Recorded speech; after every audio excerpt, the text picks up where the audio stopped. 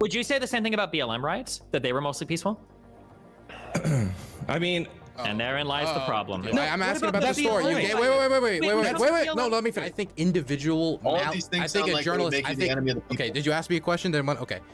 I think an individual journalist lying on purpose. Yeah, but I just told your guys' strategy of asking a question. Let me finish, Jen. Please, just shut the up, Dylan. All right, thank you so much, everyone. We're gonna jump right in. First thing I want to do is give everyone a chance to introduce, say a little about themselves and where to find them. You'll also be able to find links to all of their channels. I think almost everyone on this panel either streams regularly or is involved in that link in that community regularly, so check out all the panelists. Let's start, let me rearrange people to get the right people on the right and the left people on the left.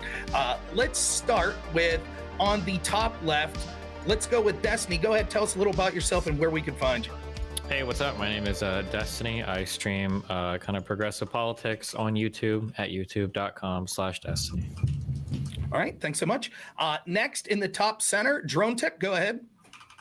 hey, yeah, I'm Drone Tech. I'm on YouTube. I make sort of angry video game nerd, nostalgia critic style, or at least I attempt to, videos kind of calling out the media for, spreading misinformation or lying or whatever. I post almost every day, so go and check me out. It's just at Drone Tech. All right, thanks so much. Next on the top right, most of the Crucible audience will know him as the founder of the Crucible. Thanks so much for being here, Andrew. Yeah, thanks so much for having me. My name's Andrew Wilson. I'm the host of the one and only Crucible. Appreciate everybody coming out tonight. All right, thanks so much. On my left, go ahead, Lonerbox. Tell us a little about yourself. Hey, I'm Lonerbox. I make progressive video essays, and I also stream on Twitch. You can find me under that name on YouTube, Twitch, Twitter, all those things. All right, thanks so much. Next to my right, Zen Shapiro. Hey, Zen Shapiro. I'm also the host of the Crucible. We don't go by co-host because we never co-host together, but we each are the host of the one and only Crucible. You can find me on Twitter as well. Just search up Zen Shapiro. I do have a YouTube channel that I don't really post to, but yeah, just search up Zen Shapiro. That's where you find me. Oh, that's cute. Are you guys like a cooperative? Is that what you mean? You never co-host, or? No, we're not we don't co-host together. We just host the Crucible. Kind of like take any shit from somebody with blue fucking hair, Destiny. I was just asking. You're gonna take shit from someone with blue hair. It's going to fall apart already. That's all right. Next on the bottom left, from parts unknown, CIA asset, probably waterboarding someone in the background as we speak. Dylan Burns, go ahead. Tell us a little about yourself. Hi, my name's Dylan Burns. I'm a progressive political commentator. I'm also an amateur war journalist. I'm doing some journalism in Europe. Going to be going to Ukraine soon. Released a new piece on how Ukrainians are fundraising money by writing messages on bombs on my main channel, DylanBurnsLIVE. Hope you guys go check it out. And lastly, in the bottom right, thanks so much. The first return guest to the arena. Thanks so much, Casimir, for being here. Thank you. I'm a Hoppian anarcho-capitalist commentator. You can find my commentary on Twitter under Free Casimir. Let's get the show going. All right. So the topics that I try to make are intentionally broad so that people can take them where they are. As long as the conversation is fun and entertaining and it's at least tangentially connected to the topic, I will leave people go. If I speak as the moderator, it's probably because there are more than one person speaking and the audience can't hear. So just try to listen to me. We're going to try to give everyone a fair shake. With that, let's just jump into it. The topic is simply inspired by the great number 45, Donald Trump. Has the media become the enemy of the people? We're just going to go in the same order for opening statements, and then we'll do the reverse for closing statements. So, Destiny, you have about a minute for your opening statement. Go ahead. I think that largely the media is a reflection of what people want to see. I don't think the media is the enemy of the people. I think that right now we just live in a very media-rich environment where there's tons of stuff to see. We've got internet, we've got TV, we've got all sorts of people telling us things that we do want to hear, that we don't want to hear. And I think that as a society, I think that we need to demand better from our media, more than kind of the partisan hackery that exists today. And I think that right now, even in the alternative media spheres that pop up, it seems like what people want is more just kind of like an appeal to their political ideas rather than any sort of actual honest reporting. Okay, thanks so much. Drone Tech, go ahead. You have about a minute. Okay, first of all, I thought the media was sort of becoming enemy of the people back, long before Trump, back when they were demonizing the Tea Party with lies and edited video and things like that. It may not be the media itself as enemy of the people, but they do harm to the American people. And there are people within the media that see half this country as the enemy, and that I think paints a lot of their coverage. And essentially, our media has abandoned their mandate as fourth estate, which is to hold power to account. And instead of that, now they have an agenda, and their agenda in their minds is so important that they can basically rationalize saying or doing anything in pursuit of that goal and stopping what they see as the enemy. So yeah, I do think that people within the media see other Americans as the enemy. And I think that if we don't stop it, or if the media doesn't change, we're heading for an authoritarian state if we're not already there. All right. Thank you so much. Let's go to the top right. Andrew, you have about a minute. Go ahead. Yeah, so actually, I think that Synth condenses this down really well on this particular topic, and I'm in full agreement with it, which is the media has always been the enemy of the people in this way.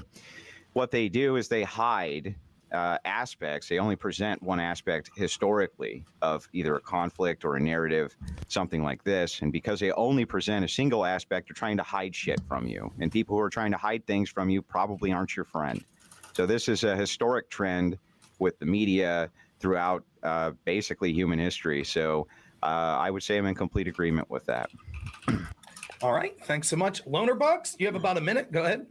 I don't really think the media is a friend of the people. If it's an enemy of the people, I don't really know how it's any more of an enemy of the people than alternative media, who can just spew whatever the fuck they want with no pushback, and just hop on to the next mad theory whenever they please.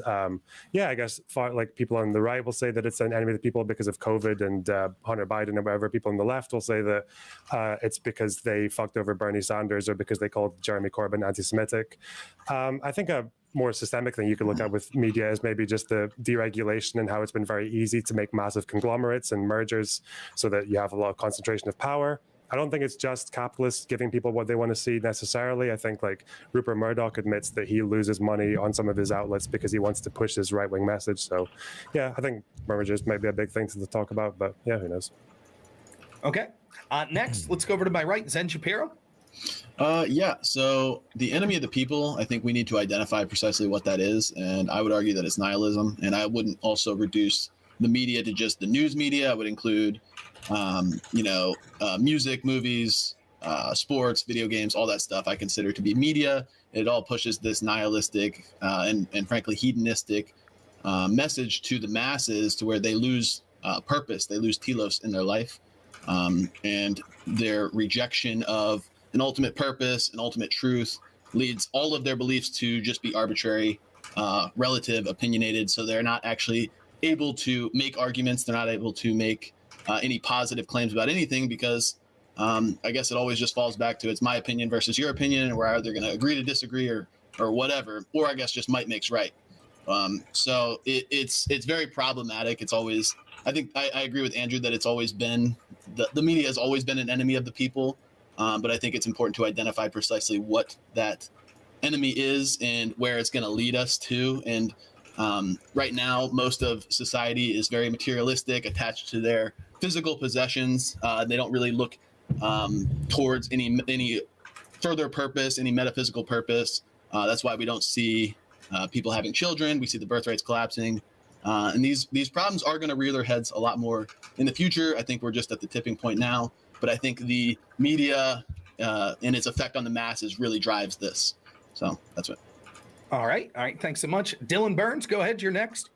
I think like the question itself, like, is the media becoming the enemy of the people? Like, kind of like implies a change. Like there was something that we used to have like a pure media, and now like the media is evil.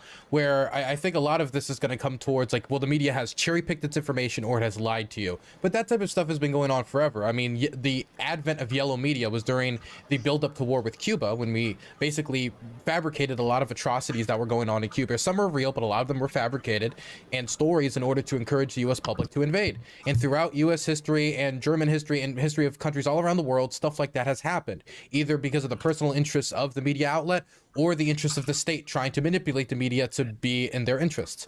But that doesn't mean the media as a whole is the enemy of the people. I think this means that people need to practice good media literacy and need to make sure that their outlets that they are looking at isn't cherry picking, and it is the job of good media outlets and good people to try to give a fuller picture of events, and also the job of historians to make sure that they're bringing up the broad picture. I guess the war in Ukraine is a great example of that, where I think historians and good media outlets need to be doing a lot of work.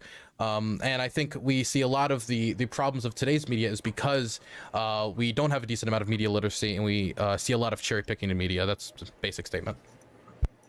Okay, thanks so much. The last person will be Casimir. After he's done, I'm going to say a couple words, and then we'll jump right in to open debate. So, Casimir, go ahead. I sort of agree that the media was always an enemy of the people, but the style and the distinction between yellow media and some appeal to authority, some presentation of authority was much different in the past. And you can just observe that by trying to watch a newscast from 80, 70 years ago, and you'll find that it's quite different in tone when it approaches politics. But politics in general, how can you define politics in the shortest way? For our friends, everything. For our enemies, the law. And that's the general theme of the media in the United States, is that it allows the friends, which are the state corporate institution, to get away with everything. But then for everybody else, there's only the legal recourse. And that's the main theme of the media today. So I think that's what we should focus on. All right. Thank you so much for the opening statements. And I just want to remind everyone that you could go to the Crucible's YouTube channel right now, get super chats in. The last hour, we'll be reading those super chats as questions to the panelists. And if you follow the mods link to the Crucible Discord, you'll be able to call in as a live streamer once they vet you. Also, I want to remind everyone you could gift subscriptions to the Crucible. There's new content coming up daily that is subscription only. And Tuesday on the Crucible will be Andrew's 10K sub special show that he has coming up. So make sure to tune in that Tuesday. Gentlemen, the floor is yours. Take it wherever you like. Yeah, so kind of over to the left, would you agree or disagree that the media presents narratives and hides facts from the general public often? And do you think that that's something that your friends would do, or people who are looking out for your best interests? I mean, I think the media, of course, is presenting a narrative. Everybody is presenting a narrative. Like, nobody's just reporting on some facts. Like, you need a way to weave all the facts together. We're not going to get a random accounting of random information at a given point in time. You're going to get like a story relating to an event. Now, whether or not, I think the better question is, do they present it in a politically partisan way? And that seems to be pretty true, although I think the problem is a little overstated. But I mean, I don't think narratives are bad. You're always necessarily going to need like a story when you're telling a story. It's not like yeah, but you know that there's a difference between people who are constructing narratives on purpose versus people who are trying to have an unbiased or objective viewpoint. You can still say that the unbiased or objective viewpoint is narrative building. Maybe it is to a degree, but I think that there's a distinction to be made, and that you can almost intuit people who are trying to be unbiased versus people who are totally biased when it comes to and the construction of these things. I think that's the better question, is do we think that the media is trying to intentionally lie? I don't really think that's generally the case. I think people definitely have their biases and they definitely go off in a certain direction, but are the media trying to intentionally tell lies? I don't think in general that's true. I don't think I think Fox News does. Well, I think we make a delineation there then, because I think that part of the narrative building of hiding key facts is their lies of omission. If by giving you that fact that it would change the narrative necessarily, then I think that they're lying. Sure, but I think that we take that process for granted, that like a fact would necessarily change a thing. Right. I think that that's kind of like up to some extent that could be up to viewer interpretation. I don't want to argue over the merits of this now, but like, for instance, like in that Andrew Tate case, a lot of people are saying that there is CCTV footage that's exculpatory evidence for the Tates and that it should be included. And so everybody's like, oh, well, if you exclude that, you're being biased. You're intentionally telling a different narrative. But some people have watched the footage and they're like, oh, actually, I don't really think that's important evidence at all. So somebody might look at that and instead of thinking you don't think it's important, they think, oh, no, you're trying to hide it. So like, I'm not going to sit here and say the media is perfect, and I know that they exclude and include certain types of facts. And the question is like, are they doing this because they genuinely believe they're trying to tell a true story, or are they like intentionally omitting something or including something to sell a lie? Which I don't think that's the latter. Well, I mean, but wouldn't you have to do that if the main driving force behind your clicks, views, things like this is sensationalism, which I don't think any of you guys on the left are going to argue that sensationalism or high octane media sells better than kind of the boring droll. If you're going to sell a narrative that's high octane, you almost have to kind of ease back on some of the facts, don't you? I mean, You have to lie at all. do that. Reality is really entertaining right now. There's a lot of crazy shit going on. I don't think you have to tell a lie, right? Like, I'm not saying they're lying. I'm saying they might omit key facts that, by just the omission of them, would change the narrative, even from something that might be like a more high octane, more engaging, style of story. I don't want to monopolize the conversation. Sorry. No. I mean, the concept you're talking about is we can do with an example.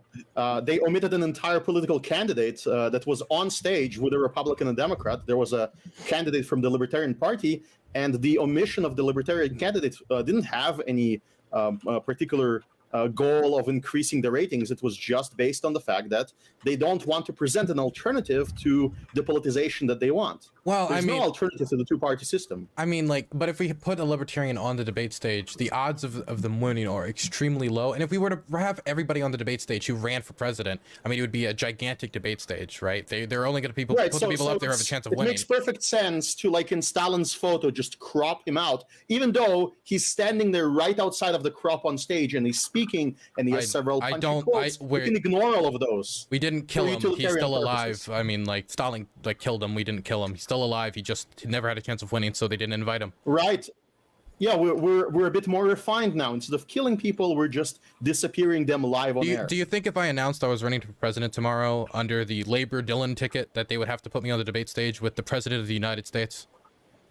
I think that if you went through all of the ridiculous caps that they put on and the difficulties they put in even being on that stage, that yes, they should show you, because that candidate registered. He had hundreds of probably tens of thousands at least of people sign the required documents. He got on stage there, and even to get on stage, he had to get a certain amount of funding for his campaign. So all of these prohibitions on the emergence of alternative political movements in the United States, those are they're creating this scarcity that you're then appealing to remove them from the stage again.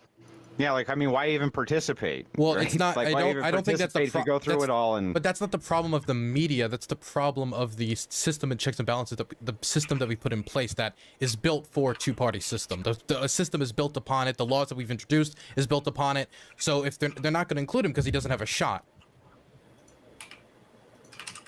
He doesn't have a shot because of the law. All of these.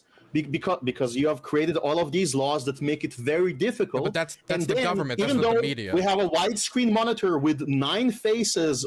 With 8 faces on screen, right? 7 people debating. We can do this. Somehow we have the technology, but the mainstream media can't give people a sound Do you think that people are really that interested in hearing somebody who's never going to be president in the first place on stage, taking up time from the 2 people who actually have a shot at becoming president and having control of the nuclear arsenal? Well, that's what the media said about Donald Trump, that he didn't have a shot at being president. But then he won the nomination, and then he earned time on the debate stage by becoming the nominee and then running and then winning.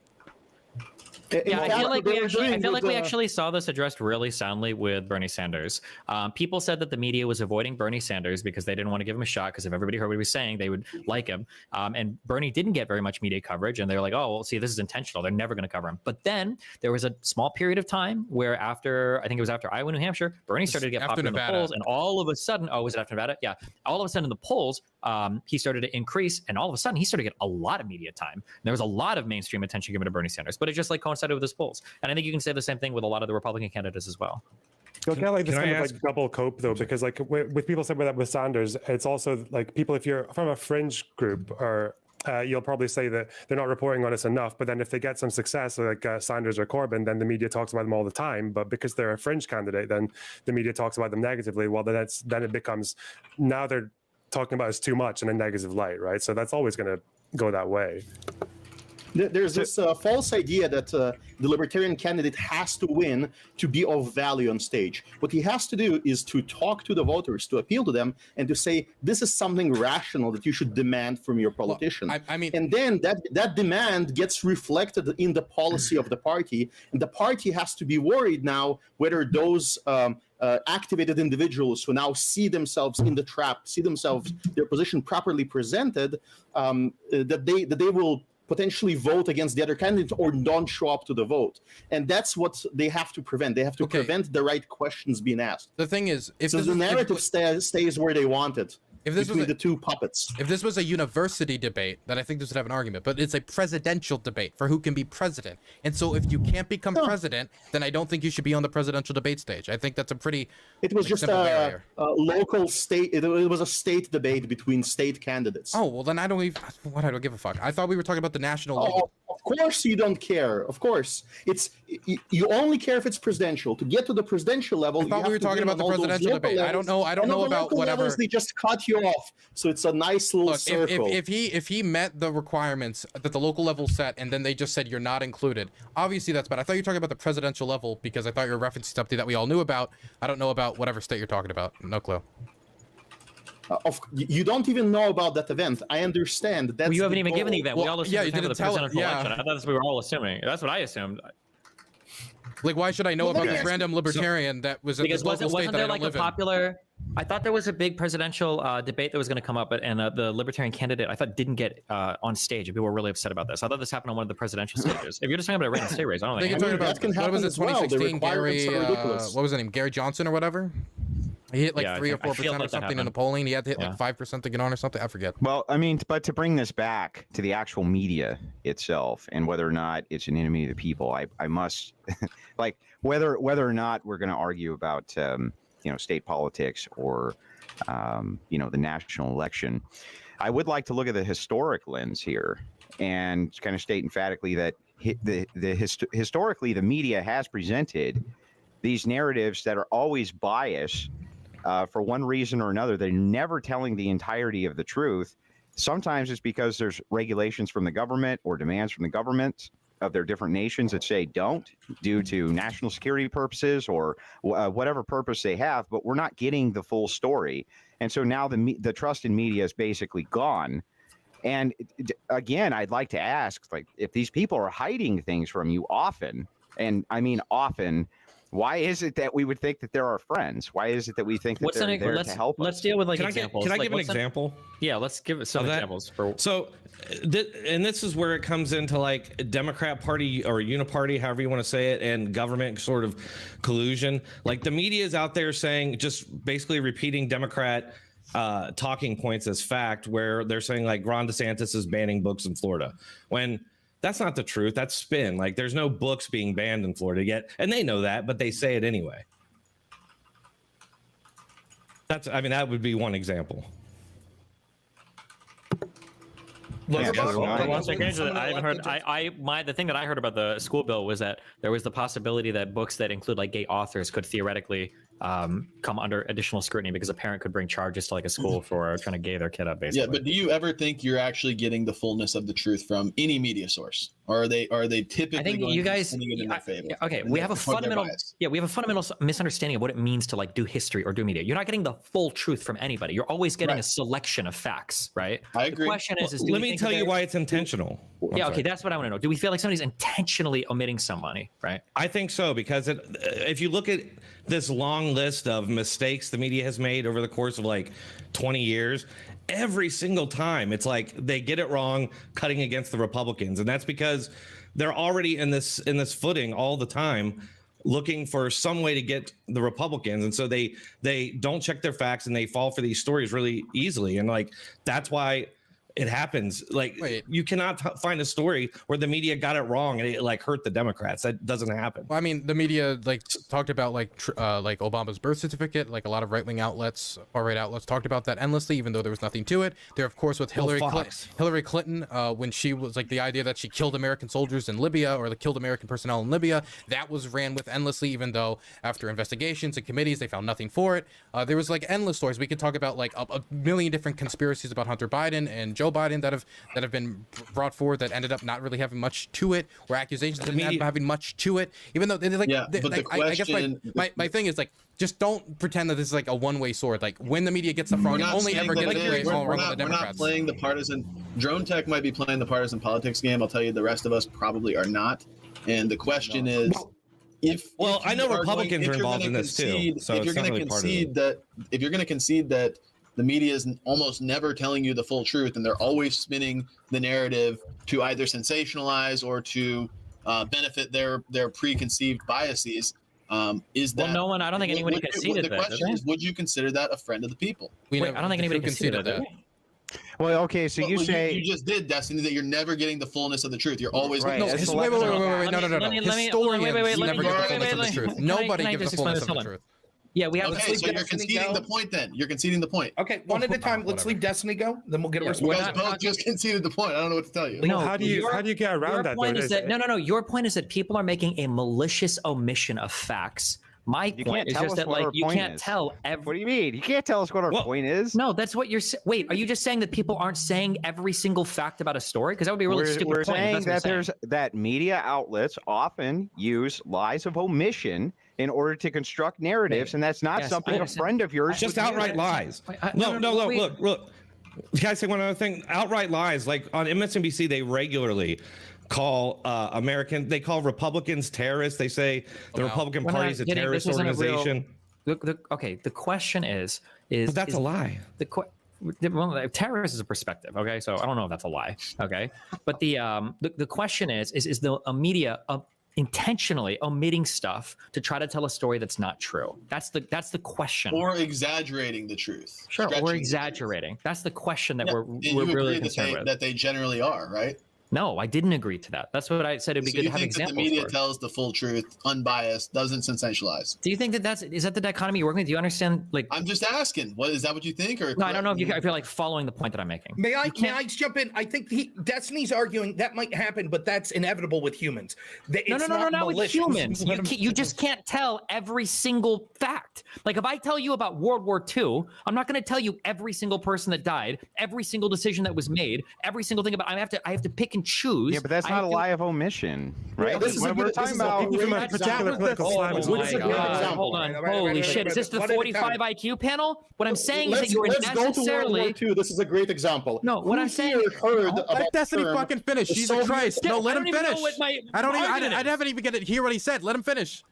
He's going to finish his point, then we'll go to Kev. All I'm saying is that when you engage in any sort of process where you're telling a story, you are necessarily omitting and including certain facts. That's a process. It's part of telling a story. That's why anytime somebody goes to make a documentary, nobody ever says, we're going to make a documentary about this and include everything. That's not true. You look for a story to tell. Yeah, but lies require... But the media tells a story that benefits, like it's a partisan story that benefits their party. Lies require intent. I agree. That's why I was asking you. Is there so an I'm example? Telling you, no, yes, Operation Mockingbird is an example. It's a fucking point. I'm asking you, can you give me an example of... I just did. Okay. All right. You want me to give it to you again? Like how many I don't more? even know. What do you think my point is? I don't think you even know what the fuck I'm talking about. Yeah, you're saying specifically that anytime any type of story Andrew, comes you can't out, tell him his anytime, point. You can't tell him his point. Anytime the media, he just asked me to tell him his point. Am I wrong? He did. Or did he just ask me to do that? Go ahead, Andrew. Right, so just sit there. So where I was at was, Destiny, you're saying that anytime a media narrative comes out, necessarily certain facts are going to have to be omitted because you can't give every single detail or every single fact that has ever existed in regards to whatever the story may be. Fine, fair enough. What we're talking about is omissions that are intentional or lies of omission. And a lie of omission is the intent to leave something out that the narrative would be changed if that was included. January 6th is filled with that. And that's why I wanted to move on to, can we get to those types of stories and just saying things where the media is omitting something? Where are they intentionally, where we feel like they've intentionally, I think the conversation we just had about libertarian candidates was a really good example of, why aren't you including that guy? This is malicious, where it might not be malicious. It might just be they decided that they didn't want to include that person. There is no malintent there. That's all I'm saying. Well, look, the January 6th protests, there were 120,000 people there. Out of that, like 300 are charged with violent crimes and another around 900 are trespassing. And yet the total media focus was on those violent people, not the mostly peaceful 120K. That was intentional. The gallows that they constantly bring up, they brought gallows to hang Mike Pence. Okay. Sure, I agree with that. Real quick, would you say the same thing about BLM riots, that they were mostly peaceful? I mean...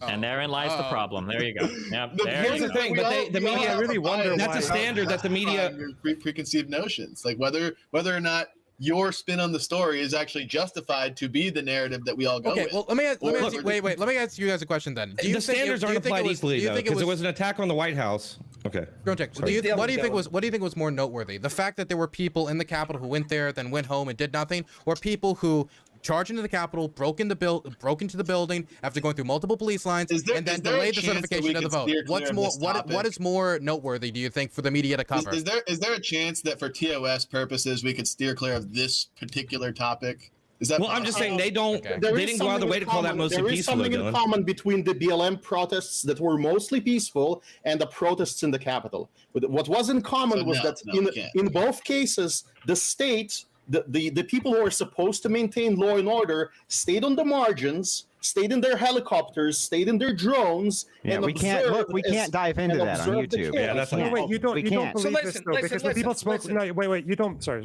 Rob. Well, real quick, like last word on So let's this. go back to particular historical thing, as facts. vague as possible, Lonerbox. But YouTube is not big fans of talking about things that could be construed as any sort of downplaying, any sort of aggression that occurred in the heinous attack in our capital. So if Amen. we could have the last word. Okay, on I this. have an example. For Well, that's not recent authoritarian at all. there was Not even a an little. interview given by the Israeli prime minister, and the entire most of the media channels that even covered that interview said that that he talked about how his negotiations between Russia and Ukraine failed. That was their headline.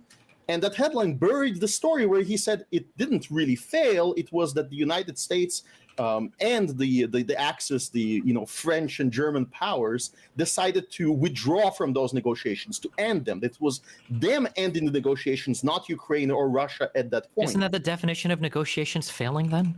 If parties Yes, have it withdrawn is from them? technically true, but it omits the reason why it happened, and the reason is the news. Okay, so quick, it Kashmir. buries Yeah, but hold on. Wait, Wait, Kashmir. That's what Wait, this is so essential. This is so burying the lead important. is. Did it include in the story what happened, or are you evaluating the entire story based on the headline? So it was the headline that the entire story is about things unrelated to the actual failure. And towards the bottom of the Associated Press story, they say that. And then, unfortunately, his negotiations failed. And nowhere in the story does it actually say his quote of why it failed. And I had to go to some news channel in India to hear the rest of the story.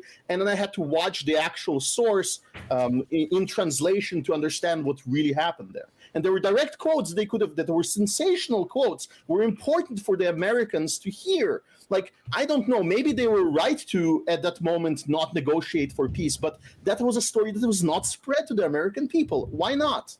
I feel like you could make such an easy critique here, though. Is you could say that like deregulation of media, kind of like since the 70s and 80s, did make it the case that also just like media information around the world speeds up so quickly. There's so much more information that media outlets feel like they need to be on top of the story all the time. And that means the fact-checking rates go really low. I think there was a review of British press that showed like 7% of stories are fact-checked across quality press. So yeah, you can make that critique if you want, but I don't know why you think it's like a malicious agenda. I mean, the thing you were talking about BLM riots as well, I feel like you all don't believe what you were saying about that, because at the time of BLM protests, I remember seeing like riot footage and fires Wait, hang on. No. What did we all say about it?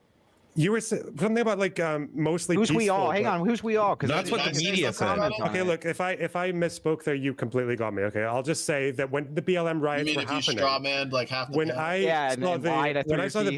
saw the BLM riots happening, I remember lots of conservative media saying whole cities were burning down. So They're not when we talk conservative about- media. There's no conservative Holy media. shit, let him finish. Okay, there's Let no him finish conservative it. media. Jesus Okay, Christ. media that's not It's a left wing. fair I guess objection, media though. that There are wasn't no- I'd media like that- to hear. Let's leave Loner finish his point. You all have a media chance to respond. that wasn't, I don't know, like left wing. I don't know what makes you happy. Like people were talking about whole cities burning down because the media had more of an interest in focusing on videos of buildings burning down than they did of like a peaceful protest that starts at like 12 at noon and then ends at 3 p.m. Go ahead, Zen. Respond. I was just agreeing with Kaz that there is no conservative media and that it all generally, to varying degrees, has a bias that is going to end up being. Would you say that progressive. OAN is not conservative media? One American News Network? I think it's just delusional. I'm sorry. It's a slowed down progressive bias. Yeah. Can I jump in and Sorry. kind of steer this back? It's not conservative to answer your question. No. You were talking What are about they conserving?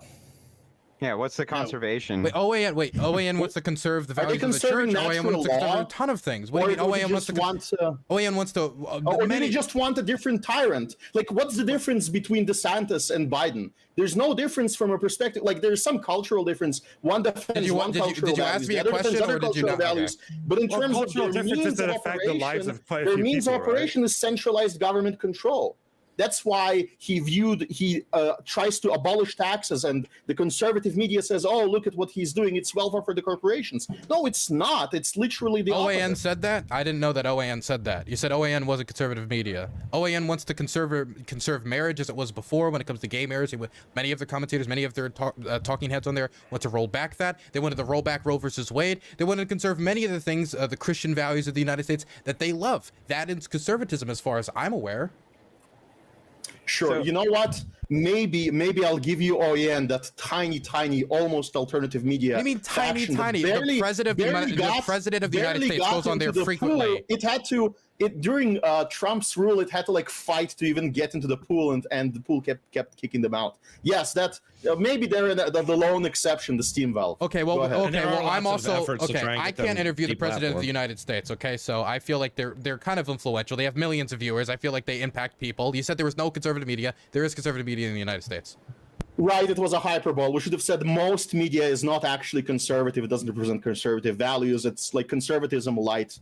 Yeah, I I don't just even wonder, think progressivism what, like, at this I just point. wonder what you're like Yeah. contributing to the discussion when you say that, though, because if I said there's no left-wing media because they all support capitalism, it's just like, okay, well done, you know. Well, right. Well, That's no, also the hang on, problem. hang on, guys. Hang on. I wouldn't even grant the OAN thing because, much like all the other outlets, they're just playing these like partisan politics games where it's Republican versus Democrat in almost every story, or the left versus the right, where they're trying to fabricate new False enemies for dialectics. you to hate because, like most people on Earth, you guys don't have anything that you actually stand for, so you can't make positive positions. So you need to just blow at the wind. So do Zen whatever the Shapiro, if media's I can telling find you a whatever the story, if I can find you majority's a story of like OAN talking about the great benefits of the Christian church or why like gay marriage is terrible and gay marriage wasn't a good idea, would you accept that? I was like, okay, I guess the conservative media. I'll grant that there are some things that some outlets or some people can get right, but Okay. that doesn't mean that the outlet as a whole is conservative or traditional. Okay, or is there actually, anything like what's the progressive stuff that OAN's putting out? Because if they just put out conservative stuff and then back Well, I Republicans, just that sounds like told you that it's conservative media only to me. I just Well, by your definition of conservative, which is just anything that you want to conserve, period, I guess is conservative, which is insane to me. Then anything that they do that is progress oriented, I guess would be progressive. That's just Andrew, insane. let me You're ask you a they're question. Do you think because they it's wanna conservative? because they want to conserve this thing that Okay. we just found out And about wait. 10 years ago. Andrew, whatever so are you thing. saying that it isn't conservative to say, I don't think gay marriage is actual marriage, we should conserve God's institution of marriage? Is that a conservative value, yes Depends or no? on the motivation. Depends on the motivation. That's why dialectics are important. Okay, so you're So going to would you say, guys say so that the if you don't- motivations if are you don't- progressive? What are their motivations Look, then? That makes it I not just conservative. told you, Dylan. You Could be. can get some things right, but the reason I'm saying this is like I don't really follow OAN, but I just went on their website and just skimmed through it real quick, and like all of their stories are just about Biden. It just and feels like left, no right, true right Scotsman. That's what it Like, feels like. that's There's what no I'm true saying. conservative media. That's what why I'm it saying sounds like to their me. general, No, there their is. general Yeah, I thought you narrative said I was is the not partisan a one. conservative message. It's just peddling the same narratives that all the other outlets are, which is fundamentally liberal.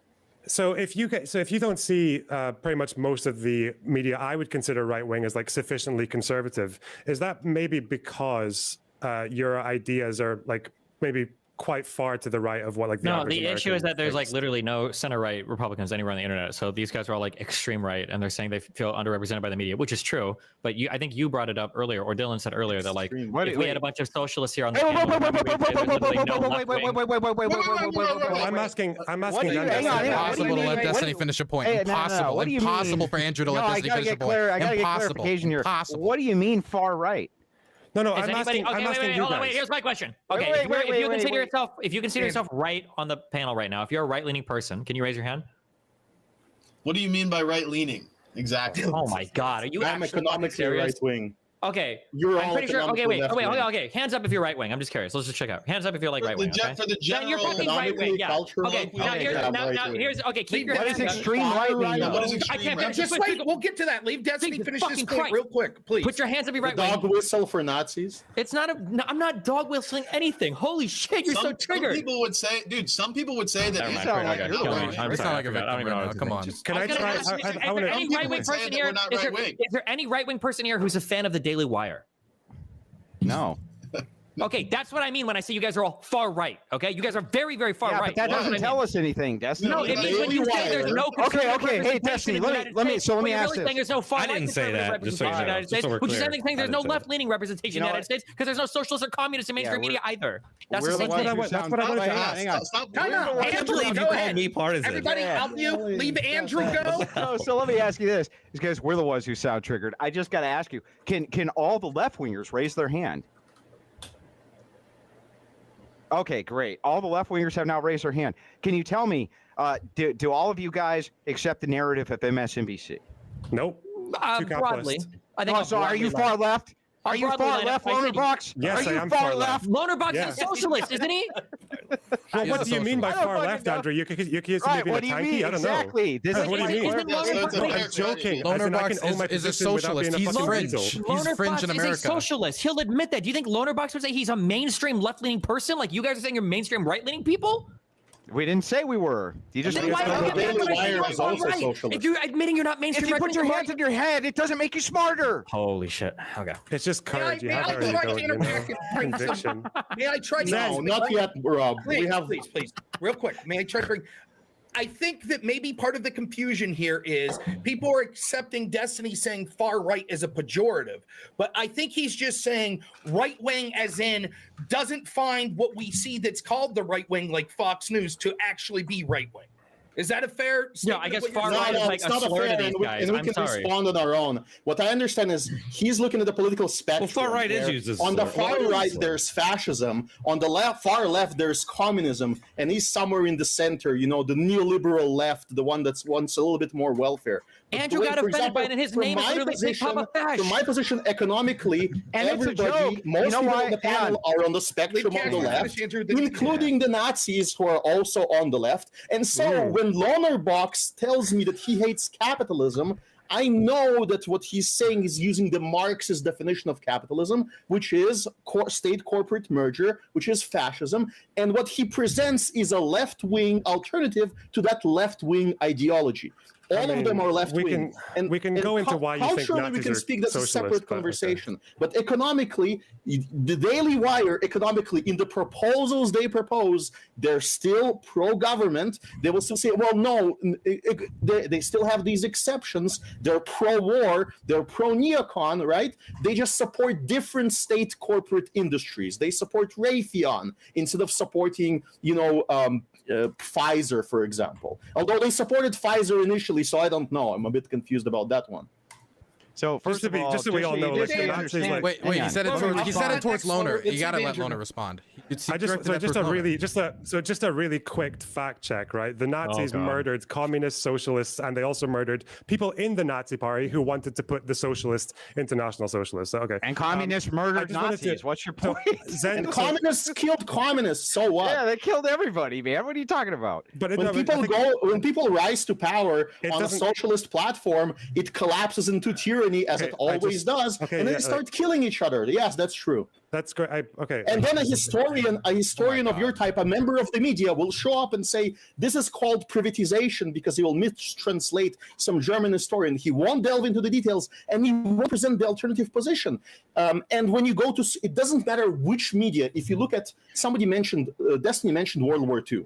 Does anyone here ever hear about the Soviet offensive plan controversy that was raging between historians in the past 20 years, 30 years? No.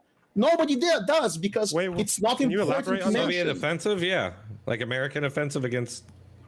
No, like when the offensive Soviet controversy? Union invaded Poland at the same time in 39 and Molotov-Ribbentrop? took half of the that pact. Oh, yeah, all of that course. stuff. I've never heard of All that. of that I stuff. never knew that the Soviets helped the Nazis break Of up a course, country. you know and that, never but take you the don't prisoners have over the to angle on it. You don't have That's your own literally Kaz's particular point. weak history spin on it, and you don't What's my understand what spin it on it? entails. What's our spin on it? What's What's my our spin spin on on it? it? What's our spin on it?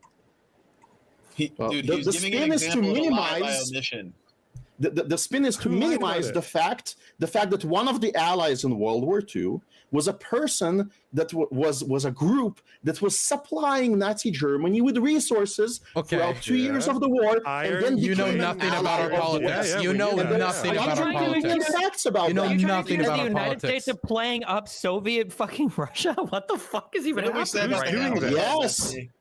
Or there are many other examples of facts that are omitted through history. The facts like the fact that the United States, after the war, took a bunch of Nazis, shipped them off into Egypt, and sent them again to fight against the Jews. That's also omitted from history because it's an inconvenient history. So you won't hear it in general. It'll be new to you, and that's the type of lies by omission that occur. Wait, and you just okay, there's an wait, extreme that are- view of history that's presented Dylan, in the go. media. I'm sorry. Go ahead, Just He name said two things that are omnipresent in mainstream history. These are not that we've definitely- unknown. I mean, what the Nazis with the Molotov-Ribbentrop Pact, they cut Poland in half and then the Soviets deported hundreds of thousands of Poles, did horrific actions. They treated the Polish horribly, worked with the Nazis to do it. That's pretty well-known history. I'm not a World War II historian, but I know that pretty well. Maybe it's because I work in the Ukrainian media space now that I know that. But I think a lot of people don't know World War II history because a lot of people just don't care about history. And so if you'd ask the average person that, it's just because they don't study history that much, but that's pretty well known.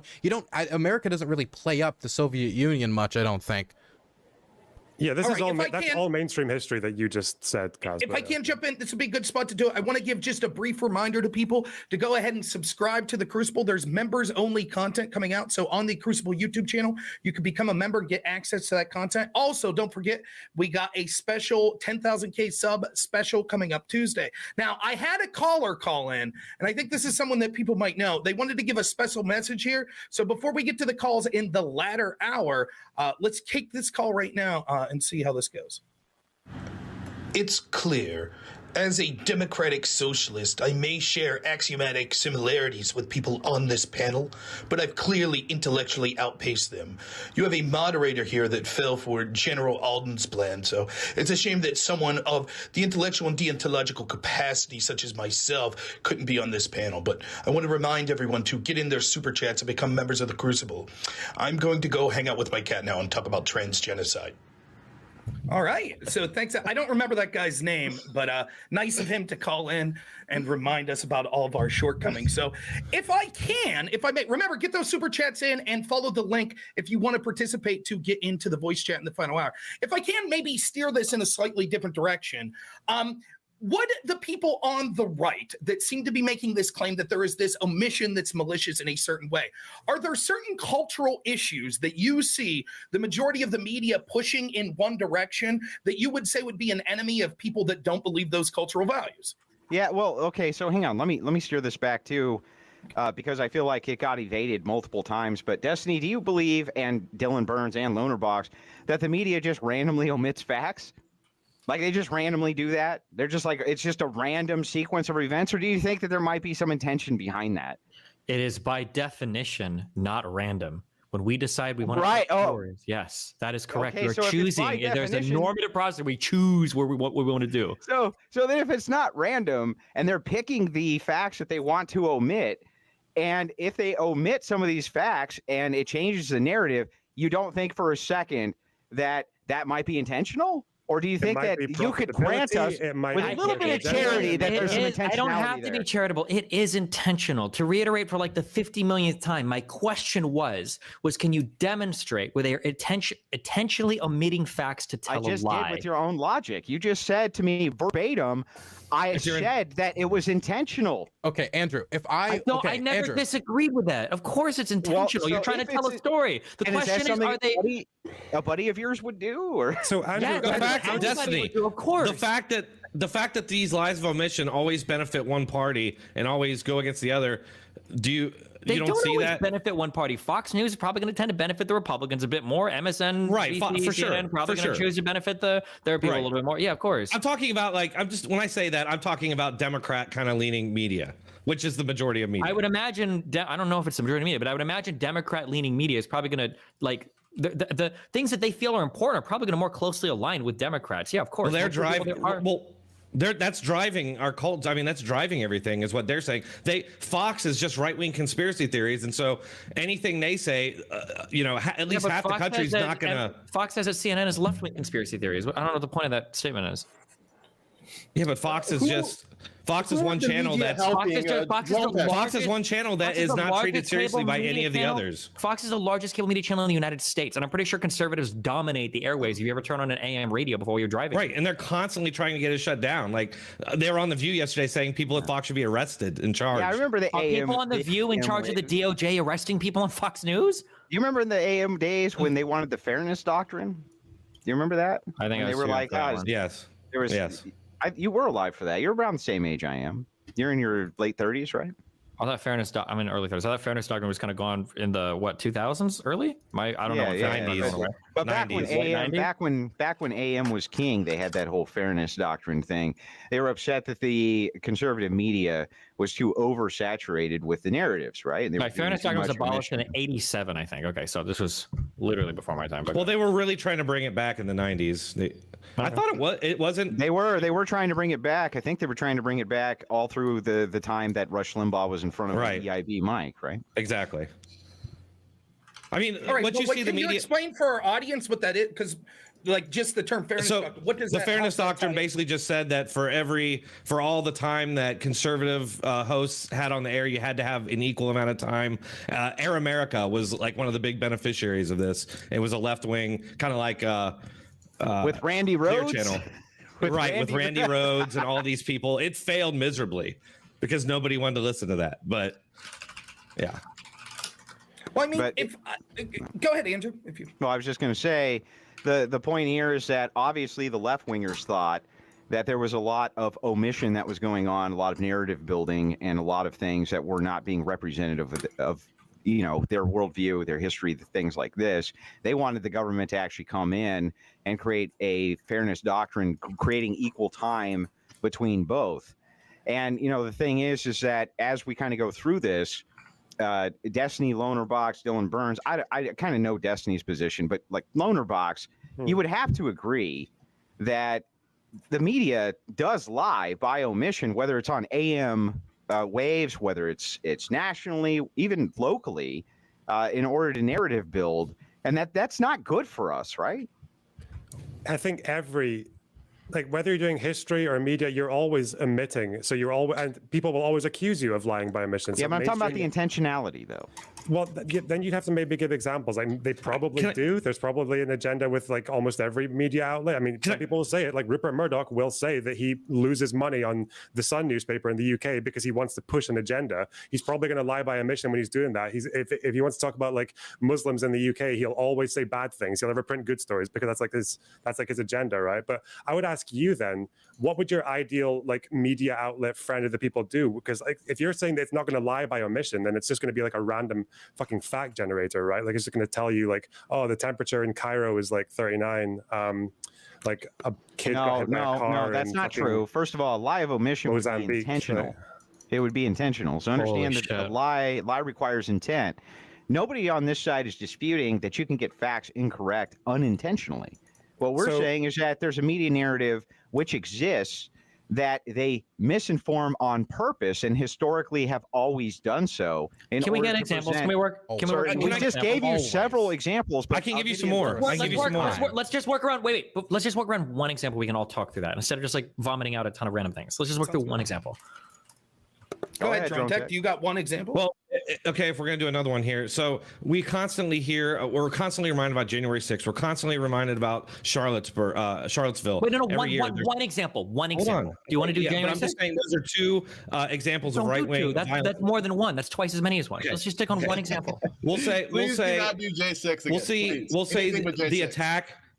In Chicago, there was an attack on a Christopher Columbus statue where 49 police were injured, super violent, big mob carrying Black Lives Matter flags, attacking police with sharp rods and poking them and stabbing them and throwing grenades at them or fireworks. That injured 49 police. That was reported local news, never to be spoken of again. The media just kind of lets that be forgotten, and then they keep reminding you of these other ones so that you kind of get this. Okay, what was the name of this event? Where was it? Where did this happen? It was in Chicago. It was BLM Antifa attacked Christopher Columbus statue. 49 police injured. Just if you look up Chicago riot Christopher Columbus statue, you can probably find it, or I can link we it. don't. Actually. This is too. How about one that everybody knows? And I Well, think that's my point, though. That's my point. Hang on. No, is that this like you one- don't this know is an about event it? that everybody knows? Or how about White House 2020? No. Let's just go with one that everybody knows. Well, we Kyle can just look this Rittenhouse. up and find out. You said in Well, Chicago. no, everybody knows the Kyle Rittenhouse story was That's another good one. done Yeah. heavily to make Kyle look like a murderer or whatever. And even Destiny, I think you have a soft spot. Those were the words of you, Destiny, right? Words of Okay, wait. I just looked this up. I just looked The this up. question is whether they're lying. I think that people genuinely did believe that Rittenhouse was a murderer, but that's not a difference in accounting of fact or lying. That's somebody giving a perspective. This is exactly what I'm talking The about. media and Democrats straight up called him a After murderer. the case was legislated, Before the after the case was litigated, I don't know. When they carried out the court case and they found him to be not guilty on pretty much on all counts, I'm pretty sure. And then these left-wing media outlets still peddled the narrative that a murderer got away. He got away with murder. He should. Yeah, but do you understand? That's an opinion. They're not all actually, the facts were out, right? Yeah, but these self-defense is an affirmative defense. It's a matter of an opinion by a jury that you've done something wrong, but there was a good reason for why you've done it, right? So there could be a difference of perspective on that. Do you think that they're intentionally lying, or do you think that there are people here's a question. This is a good faith engagement. Do you think that it's possible that you can give an account of all the facts to a person, they can know everything, and they could still come away thinking that he was a murderer? Or do you think that's impossible? Do you think you could give somebody all the facts of that case and then they still come away thinking he's a murderer? I think yes. If you have, it's possible, but at least they have all the facts. If you have emotional baggage tied to the narrative that you're not willing to part you're with, fundamentally incapable of engaging as a human being. Okay.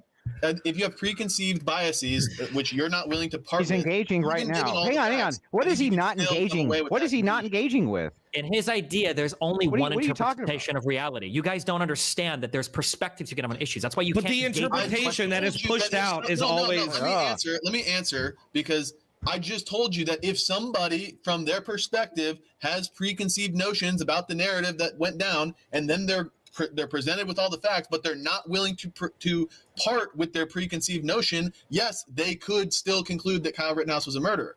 Okay, But would you say that if Rittenhouse that's still malicious? Yeah, I'm still if Rittenhouse was convicted by a jury and Republicans said, well, no, I still think it was self-defense, would you say they have emotional baggage? Well, I'm talking about in this particular case where hold on. Engage with what I'm saying to turn the brain on. Let's say that he was convicted by the jury as being a murderer, which is totally possible. It's a jury trial, right? It is and possible, then let's say that after that, let's say considers like, no, I think it was still self-defense. I don't agree. I don't think he's a murderer. If you could point to some facts that would show that this is XYZ why he wasn't actually a murderer, then no, that wouldn't be emotional baggage. But from what I can gather in this case that actually went down after it was litigated, the people that still thought he was a murderer didn't have any facts. All they had was their emotional baggage. No, you absolutely have facts. That he showed up at a protest with an assault rifle where there was violent activity happening. It wasn't an assault rifle. You're already wrong on the facts. Just he had an AR-15. What the fuck are you That's not an assault rifle. What is an assault rifle? Tell me what an assault rifle is. An assault rifle for one has to be fully automatic. That's like the main. The main part of an assault rifle is that it's fully automatic. I don't even know what that's not an assault rifle. You're telling me that U.S. military carrying M4 carbines with select fire aren't considered assault rifles? Those are assault rifles. That is an assault rifle. Just because it's fully automatic? There was an important omission in the Kyle Rittenhouse case. There was one, which is the practice of the entire media elite is to demonstrate that to have this fight between BLM, between the peaceful protesters, and this guy who's not supposed to be there, who's doing the job of the police. But there was one narrative that was entirely omitted from the entire coverage of Kenosha and what was happening there. It was that the police cars were on the perimeter. And FBI helicopters or drones or whatever, or planes were in the air filming all of this. This rat experiment as people were fighting each other. And the government was not there to provide law and order. This has nothing to do with anything we're talking about. Yes, it's exactly. And that's why it's omitted. It's because it would show a libertarian practice, which is people are responsible for their own self-defense. And when they count on the government to provide that self-defense, they're going to be treated like rats in a rat experiment. They're going to be filmed from above from a drone. Millions of dollars are going to surround them on all sides in a giant cage, and then they're going to be allowed to fight each other, and then a jury has to determine who's at fault. But nobody, the actual murderers of Kenosha are the politicians, are the political class in Washington, D.C. Yeah. Why was there riots there in the first place? The rest of the conversation. Destiny, hold on. Real quick. Kenosha, it's important. Real quick. Why was there riots there in the first place? Because the media misrepresented that police shooting from the beginning. That was social media. That was the issue, right?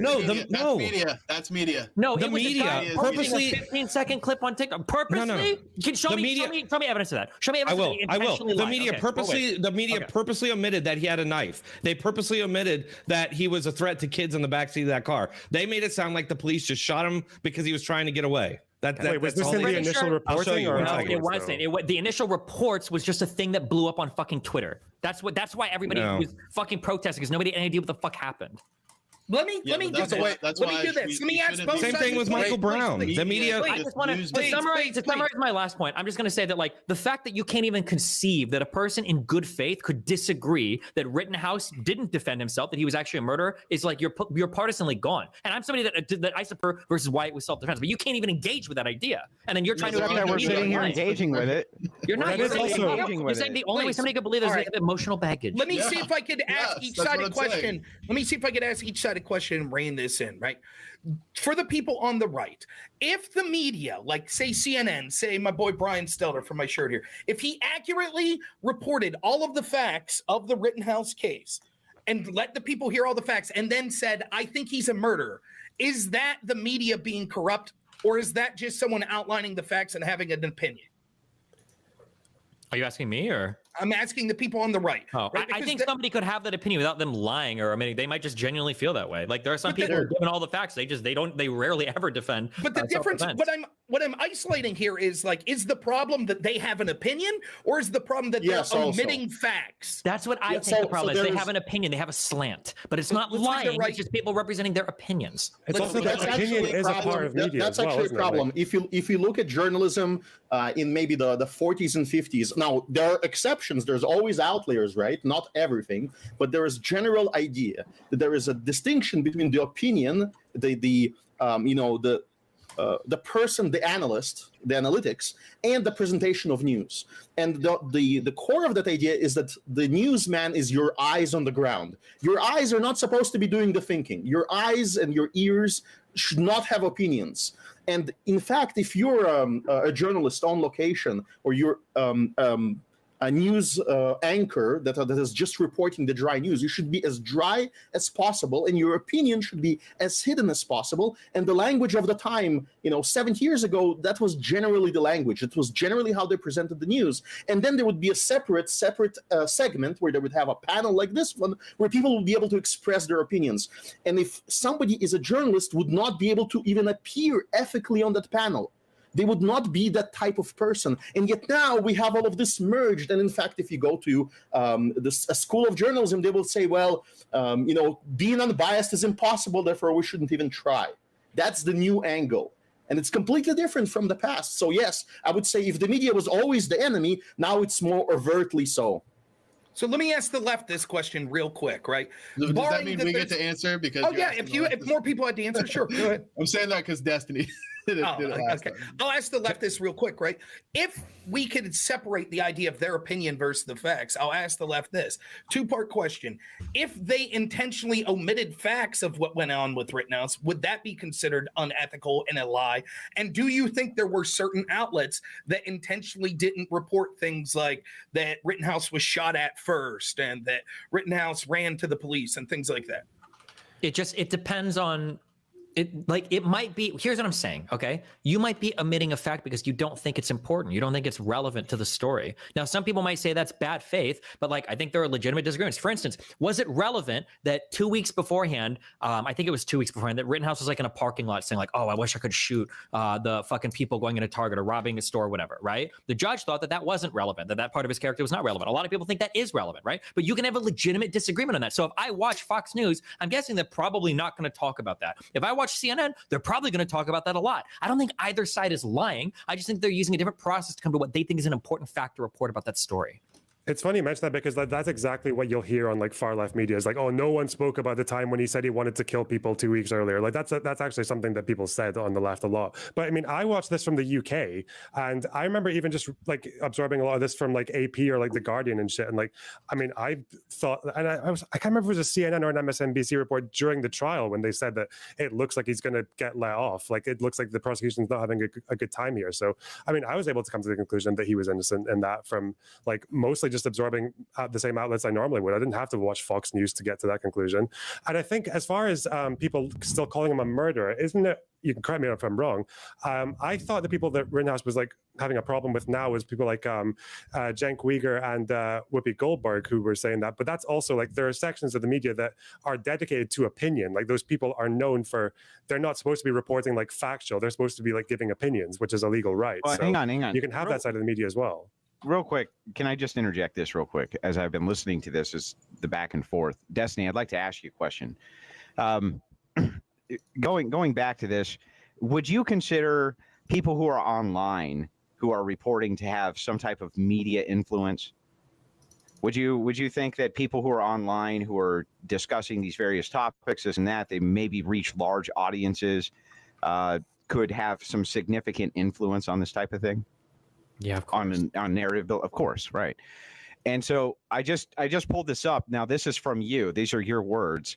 Mm-hmm. It's incredibly frustrating that people have intentionally and maliciously misconstrued a 16-second cut from a larger conversation to make it sound as though I don't support BLM protests or somehow approve of racist white people indiscriminately killing protesters when this is an issue I have ruthlessly and consistently been on about throughout the years. This is your quote.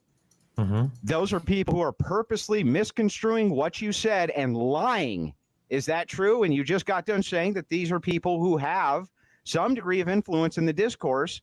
So you would have to concede that people are intentionally lying, at least about what you said, by your own words, right?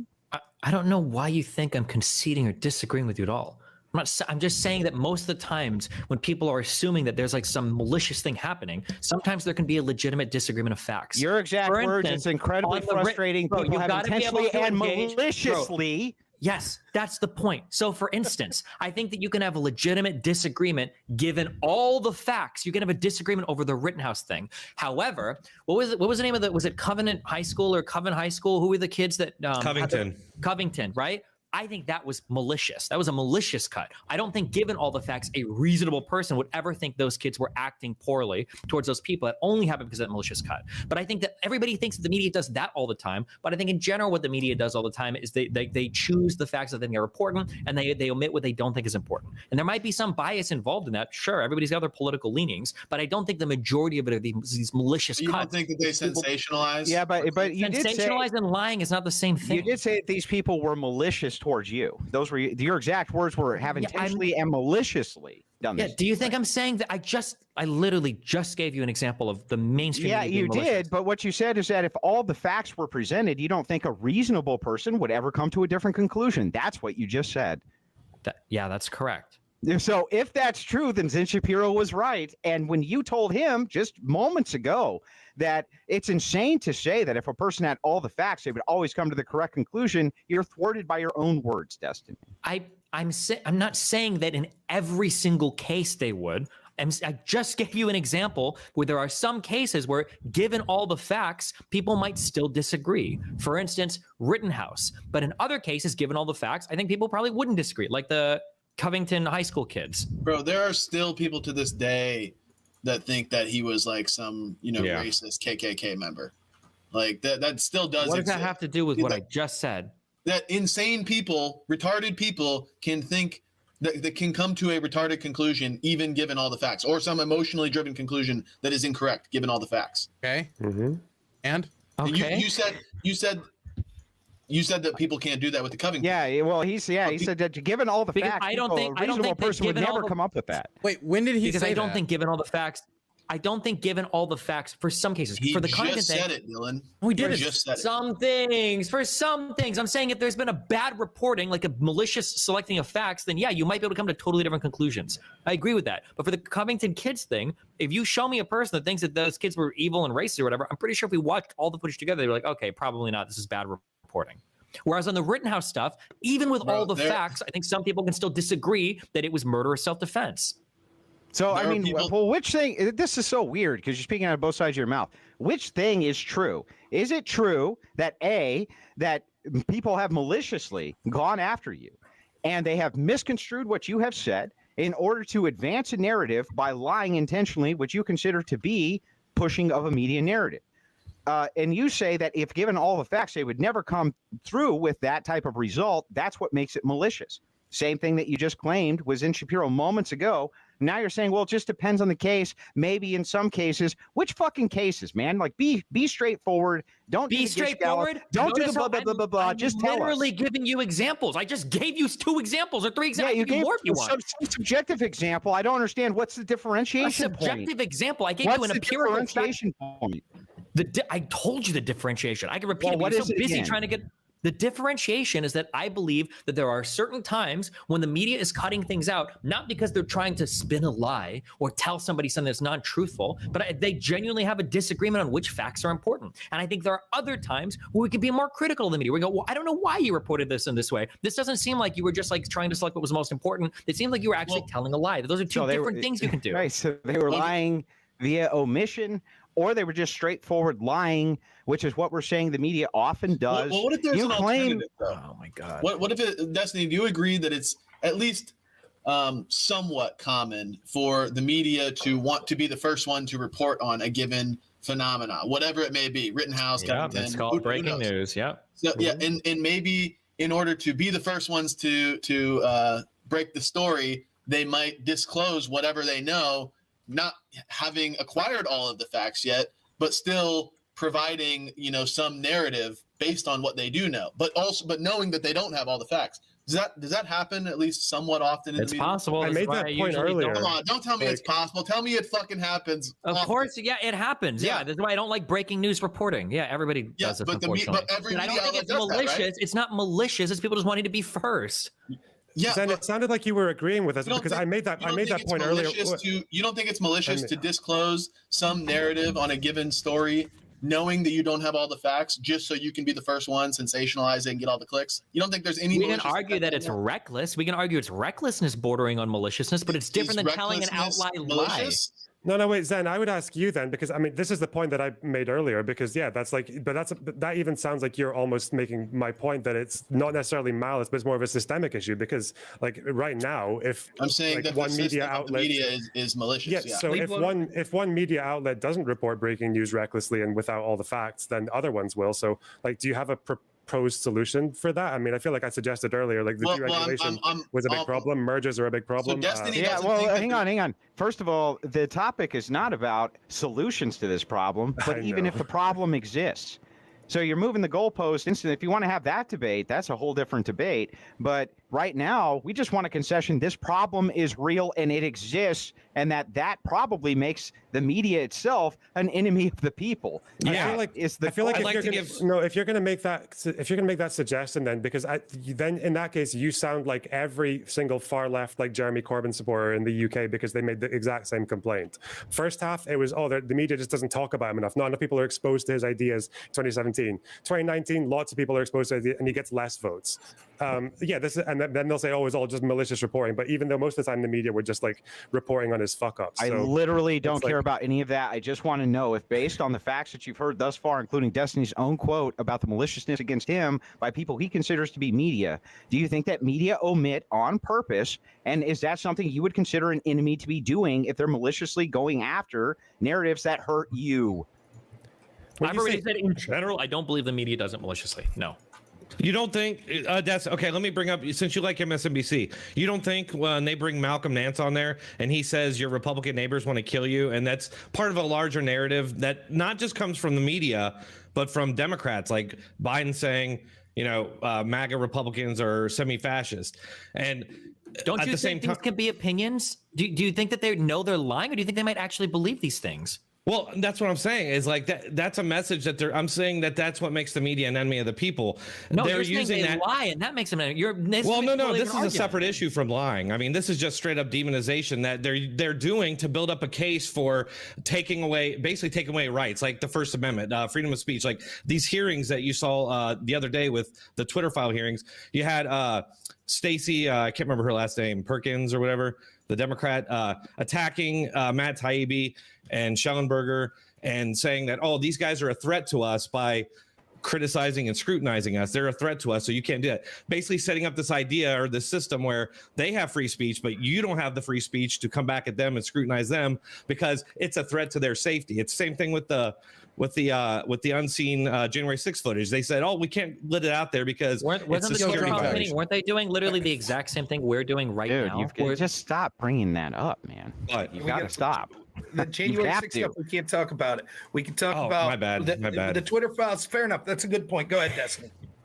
Well, I was going to say, wasn't she making the same argument that we are making now? That she was saying that these types of media people are enemies of the people, and you're trying to say other people are enemies of the people? Like, wasn't that the argument they were making in Congress? No, like how are they? They're just journalists. The Democrats have the power. What do you mean? The Democrats are the power that the media is supposed to be keeping in check. But she's up there, and the media is echoing her, saying, "You can't say these things about us." Because Maybe she felt like they acted improperly. Is that not possible? But that's only a charge that ever comes out when Democrats are being exposed. There's never a threat of calling out Trump or calling out DeSantis. There's never any threat to Israel. Listen, Drontek, when Destiny has a great shirt where he criticizes one of those journalists and he calls him out for not having journalistic integrity, he does so properly because that dumbass journalist should not tell a story about the FBI without asking the FBI to comment. Really. Now, even though it's ridiculous to ask the FBI to comment, even though it's like obvious what the answer is, he should still do it because that should be part of his journalistic integrity. And that's where the standard comes in, which is for your enemies, which are Schellenberger and Taibbi at this given moment, they're the enemies of the Destiny line of argument. For them, there is the law of journalistic integrity. But when the same thing happens with another journalist that supports his position, supports his practice, supports his ideology, he will not scrutinize them as much. Can you give me an example of that? Can you give me an example of that I wouldn't scrutinize? Can I give you an example of something that doesn't appear in your streams?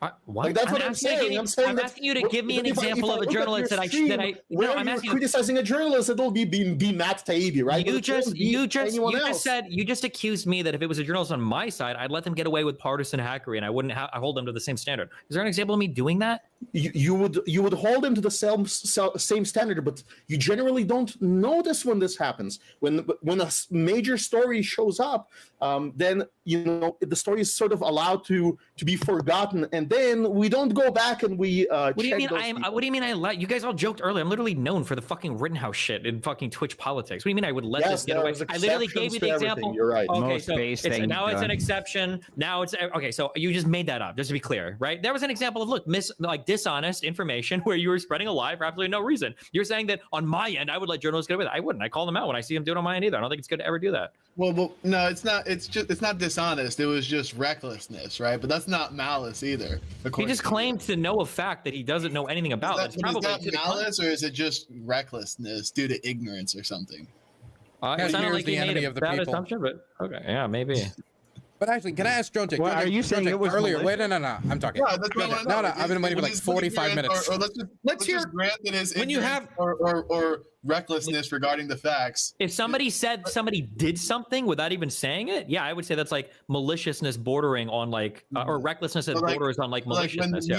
When the media declares Kyle Rittenhouse a murderer.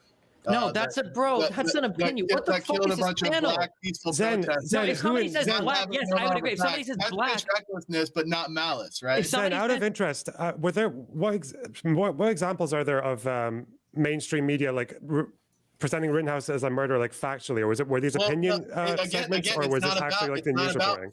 None of them presented it factually because it factually wasn't true. No, you need to like I just need an example though. Make it sound like he was a murderer. I'll get you some. But is there Whether or not he's a murderer, that's that's a perspective. Yeah. That's a perspective. Yes, you're right. It's a perspective, but there's a general narrative. To have that perspective and to convey it to the masses. Rittenhouse did successfully sue CNN, correct? No. Or was that? Am I thinking of the Covington kids? The Covington definitely. Covington kids got a small. They got Rittenhouse like, sued they somebody. settled Did he with a not? bunch of people. Did he not win some of those Rittenhouse suits? probably did too. But yeah, I think he No, did. he's in progress. We don't know about that. But what's important is in that story, there was a general idea in that story, which is to demonize a person who was defending the wrong community. You know, the audacity of that story was that he was crossing state lines, right? He drove over 15 miles to go to a different community, which he was actually a part of, to defend it. But what was omitted from the story was the fact that there is nothing that compels the U.S. government to actually enforce the law. There is nothing that compels the U.S. government to protect, that small business that he ended up protecting. There's nothing there, and they can show images of him, engaging with those people. There was no business that he protected, right? He didn't protect a business. Okay, fine. What I saw when the court reporter, when the court presented the images of the FBI filming this whole thing from the air, nobody presented the narrative of how obscene this is, that we are like observed by the government as clashes between people occur, and they don't show up there and they don't enforce the law. And but at you're the same time, assuming the that they did that maliciously, but it might have didn't have the resources at the time. Criticized. You have no evidence that they did that because they were just sitting there watching us like rats in a maze. It could have been they didn't have the resources there to deal with it. These news organizations are not professionals then. Like they don't need to have those resources. The whole point is that the message they should be portraying is that the individual himself, that business owner, the people in that neighborhood, they're the ones that are supposed to be doing community policing with AR-15s or bloody tanks. They have that right in the Constitution.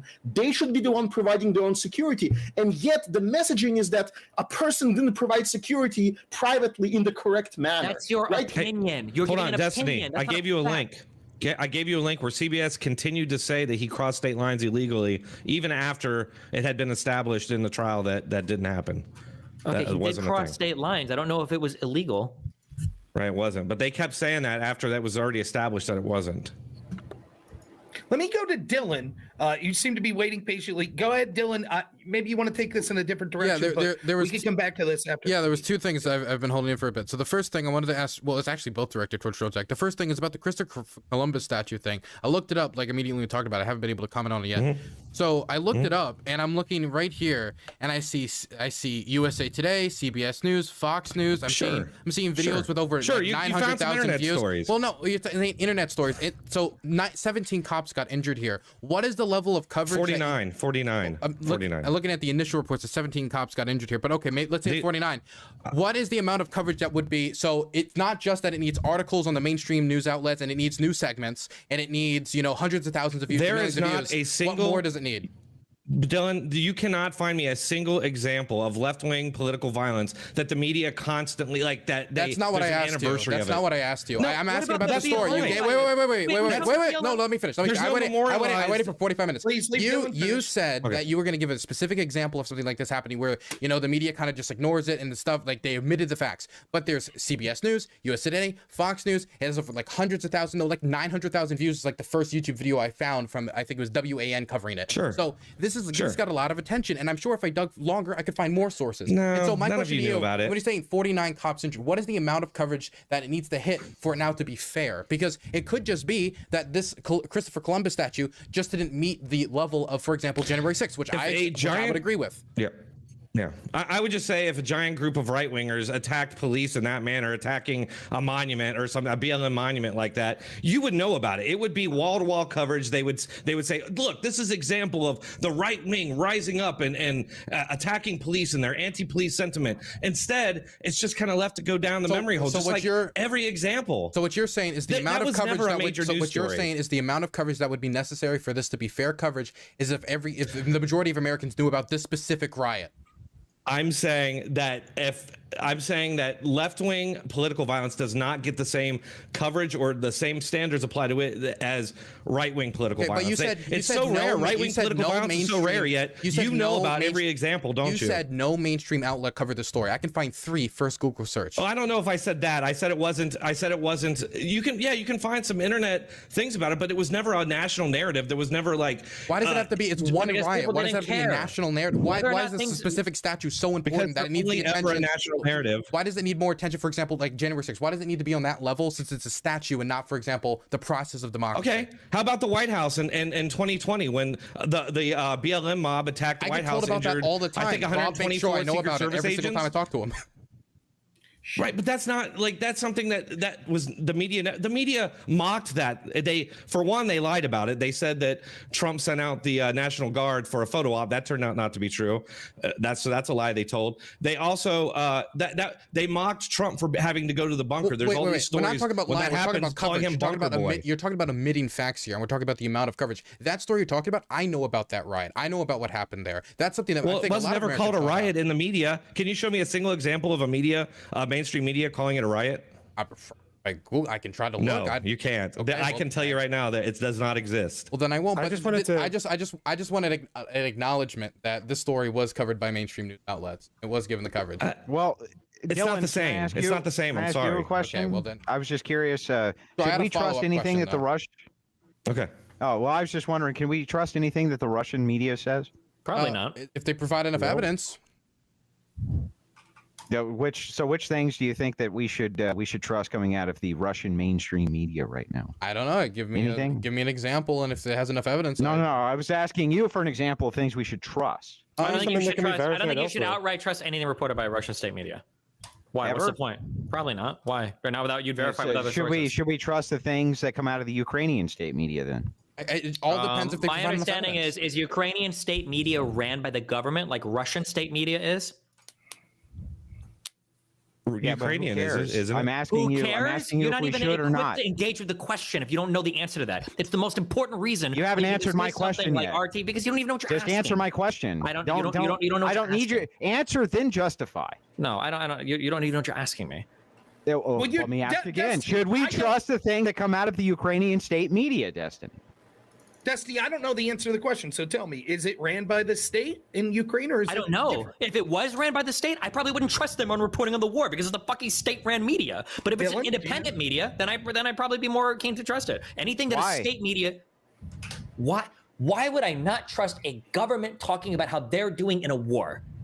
Yeah, I don't know, man. Go to a hat. I'm asking you why you think that it would be less biased reporting one way or the other if they're because both the narrative government building. being in charge of their media in regards to reporting to war, all of the incentives are lined up for them to lie about it, and for them to get fact checker called out on it. There's no competition to state-ran, state-owned media, and directions coming from Zelensky himself, like literally might dictate what shows up in the headlines. I wouldn't trust that. What's the difference between that and monolithic media companies, for instance? Because media companies don't take their marching orders from the fucking president of the United States. Yeah, but they're still monolithic and have huge.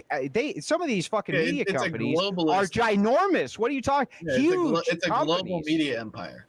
Okay. They're all peddling the same shit. Of course. Just out of interest, you guys are talking about Rittenhouse. You guys are talking about Rittenhouse suing media outlets potentially, right? And I think some of them have already had to issue corrections. I know CBS issued a correction for the state lines thing. Who do you sue if the Russian state media lies? Who issues corrections? $20. I am sorry you are here. No one, exactly. You guys have no fucking idea because the Russian state media is accountable to no one but the Russian government. That's it. Yeah, but when these monolithic media companies, which have private insurance that just covers for all of their libel and things like this, if they lose in court, they also basically have no accountability. Just so what do you mean? understand. Heads roll when people fuck up stories. Of course, people get fired and shit. It's happened before. Yeah, what happened when CNN it's fucking rare. And by the way, the people who are running the actual companies themselves, those aren't the people whose heads roll. They might have a patsy or somebody Because who they're probably reports not the story. making day-to-day editorial decisions. Wait, didn't we see like with the Dominion lawsuit on Fox They News how have Fox company immediately policies. changed their coverage and how they were changing like Dominion voting in the voting machines because they were scared of the lawsuit because they were, lying about it? Can we not, please? Can we not talk Yeah, about we can One talk more about this, time, but we yeah. can talk about this in Going out of your way to make general sure. POS issues? in the most general sense, right? The media, any media, is about messaging, right? And the fundamental way you can evaluate this is that they're messaging for their own practices, for their own preferred way of doing things, and against any competing faction. So all you have to determine, first of all, fundamentally, right, is there the media against certain groups of people? That's like always true. But if you want to be more specific, let's say towards the United States, are the biggest media companies accountable to people outside of exceptions that are where the offense is great enough where it falls under some U.S. law? Are they accountable to the people? Well, in general, no. They're accountable for either the states or the state corporations. And so that means that their messaging is fundamentally against you, the viewer. It is against the Didn't viewer. we It's just say against the Cummings his kids were able to values. sue successfully and get money from CNN for lying to I'll about them? explain why. Right.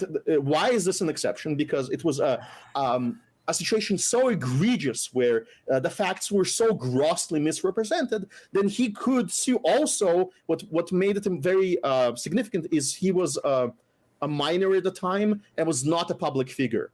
But if he was any public figure, if he was like a political commentator or a member of the opposing party, then he can be slandered all the time because he doesn't have one of those, So they have ultimate one of those monolithic exceptions in law. They have ultimate monolithic power to do whatever they want, except for when it's a kid. Okay, so like, there's always going to be a reason why like everything you're saying is absolutely true, and any exception I give is like, well, that's different. What about Fox News getting sued for the Dominion machine We shit still right have now? we still have rules against targeting kids. It doesn't matter whether it's Fox News. All of them serve certain groups. I'm going to What about Alex disagree Jones that getting Fox sued? News. I'm going to disagree that Fox News serve the interest of American people. I okay. see even somebody like Tucker Carlson is just a steam valve. He's 2 years late on most topics. I can't discuss the specific topics that are current, but he's very often late. When the story is deflated, he reinflates it under a new angle. And there is such a concept to the steam valve, even in the Russian government. There's always some clown like Zhirinovsky that shows up and criticizes Putin in public, but people coalesce around him, but he's a clown, and so it never gets to anything. It's the same thing with Tucker Carlson. You can always quote his the lawsuit against him where his lawyers had to use the same defense that MSNBC uses, that he is actually not accountable for what he's saying. So yes, in that context, they are both the enemy of the people. They don't present an alternative that the American people can use. They don't present any alternative practice. It's always government for us or government for you. It's always government. It's always the state. It's always the big corporation. I got a question. It's never anything grassroots. I got another follow-up question for Drone Tech. So, Drone Tech, earlier we were talking about this hearing where the Democrats were going really hard after your boy Matt Taibbi, or I forget to announce his name or whatever. But they were going after him, and you were really concerned that they were going to go after his First Amendment rights, or that the way they were directing it makes you worried about the First Amendment. Do you think the framing of the statement, the media is the enemy of the people, would make it harder or easier for the government to go after the media, pass more regulations on how they can talk about the news and what they can present and what they can't present? Because that's how a lot of nations like Russia, or recently the protests have been going on in Georgia due to the foreign agents bill. That's a lot of the stuff that precedes a lot of the most authoritarian legislation around media and NGOs. Yeah, I mean, I would say that, yeah, I mean, if the media were acting as like a check on power and the government did that, that would be bad. But the media is not. They're hiding accountability from the government. No, I mean, like there's just this long list of things. Many of them I can't talk about here, but there's more, like many examples. We'll just talk about. Can we talk about Hunter Biden? I don't know. Like the whole Hunter Biden laptop story, the intelligence. Former intelligence that came out and said, along with the FBI kind of tipping off Facebook and the big tech agents, that, oh, this could be Russian disinformation. They very likely swayed the election. They interfered in the election by doing that. You mean kind of like when Comey, our own intelligence, came out and made that scathing remark about Hillary Clinton and their email thing? Well, Also, but that to was be just clear on the Hillary's Twitter own file- doing, though. To be clear on the Twitter file, that's funny. To be clear on the Twitter files, there was no direct communication from anybody in government or was. the FBI telling Twitter There to was. censor the Hunter Biden story. That's not. There true. was. They That's direct. not- Yes, they actually. No, I literally talked to the guys that like did these fucking stories, and they admitted as much. No, there was not. There was never any direct. Did you see the communication. hearings yesterday when Jim Jordan which guys dropped did you the talk examples? to who did the stories? Fuck, I don't remember what the two. Somebody in chat will have the two names, but two of the journalists I think that were involved in these Twitter files. There was never a direct communication about Hunter Biden to Twitter. That never happened. Well, they say there's stories that are Russian disinformation coming. The request that came from the FBI was this person needs to be banned. Please get rid of this person. The dashboard that they were using The to FBI never said you need to ban somebody. Never. That didn't happen. They requested. Yeah, they request. Hold on, I can get it for you. They said that these are accounts that might ban your TOS. They gave them like 200,000 accounts for this, and Twitter banned like none of them. So no, right. there was Well, never... I want to. Yeah, that is something interesting because they were basing this on Hamilton 68, which is again Democrats and former intelligence operatives. There was what's his face from the Weekly Standard on there as well. What kind of accounts were they asking them to ban? They were just companies and just regular people, but they were saying that these were Russian bots and troll farms. But it turns out none of these people were. You don't know that. You don't know that. We know that from the Twitter files because no, we don't. Yoel Roth said himself that there was no evidence that any of these accounts had anything to do with Russia. Why are you quoting Yoel Roth himself. now when Yoel Roth also said there was no direct communication about Hunter Biden? Do you just selectively listen to him? Because he also said that on 3 different occasions on his. Well, I think he's covering his ass. And did you see the hearings? Listen, did you see the hearings where Jim Jordan was giving examples? Yep, I've seen. Yes, yeah. Have you heard the hearings where? Or hold on, not even the hearings. In regards to the Twitter files, when the FBI was asking things to be removed, those accounts they said were all newly created accounts that were following, I think, 2 or more like Chinese fucking ambassadors and politicians, and that's why the FBI asked for those to be removed. They weren't saying like, please silence these free American speaking people and blah blah blah blah blah. That was not happening from the FBI. And the 2 people I talked to were Leighton Woodhouse and David Zweig. Those are the 2 people.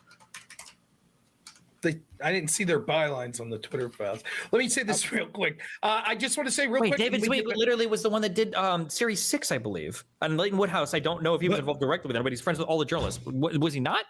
I could be wrong. I'm open to eating. I just want to say this real quick. I just want to let people know there's still room for callers. So if you follow that link that the people are putting in the chat, the mods are putting, you could go to the Discord, and there you could get vetted to call in, and you could ask any of our panelists any questions here at the 10 p.m. hour. Also, we will be reading super chats. So still room for that to go ahead and put super chats in, and we'll read them. Sorry, not trying follow to up the drone chat. But yeah, hold on. I wasn't done with Dylan though. Hang on, just real quick. It's not related. You can also find the Discord link in the video description of this video. Yep. So if you want to get in that way, you can if you don't see it in live. So, but my follow-up what I was going to say, Dylan, is that most of the media is running cover for the government. Well, like the Nord Stream 2 pipeline story is another good example. Well, we can't really make any Wait, how is conclusions it a good about Nord example Stream when the mainstream pipeline. media? Wait. The mainstream media is literally reporting that it seems like our intelligence is saying it was a pro-Ukrainian group that might have been right, exactly, running cover for the Seymour Hersh story, saying that we did it, the U.S. did it, and on top of that, we have multiple videos. We have Biden saying, if Russia does this, there won't be a pipeline anymore. We have. I forget who it is. Somebody else in the administration talking about, wouldn't it be great if we could get rid of Russia and make a pipeline straight to Europe? The Seymour Hersh story, as far as I'm aware, it was like a mine detector or a mine detecting type ship that laid the bombs that they did the operation off of. There was none at the NATO drills that he talked about in the Seymour Hersh story. There's multiple holes in the Seymour Hersh story that makes me not just take it at face value and makes me have a lot of questions. And so I don't think the media should take it at face value. Pro-Ukrainian group? Wait. And by the way, Seymour Hersh's source that the whole story is built upon is unconfirmed. We have no clue what it is. He says, it's a source. I can't tell you, but I can't tell you. And but Biden's own words. Okay, what? Oh wait, not to What do you mean Biden himself said that this is what we would do. Biden did not say we would blow up the pipeline. He said there would be no more pipeline. I There believe. would be no pipeline, but we can't make any conclusions off the evidence that is currently and out there. pro-Ukrainian group so vague. Like, By the way, pro-Ukrainian group. Yeah. Let me be clear. The conversations. I'm in Austria right now. I just came out of Germany. I was having conversations with Germans.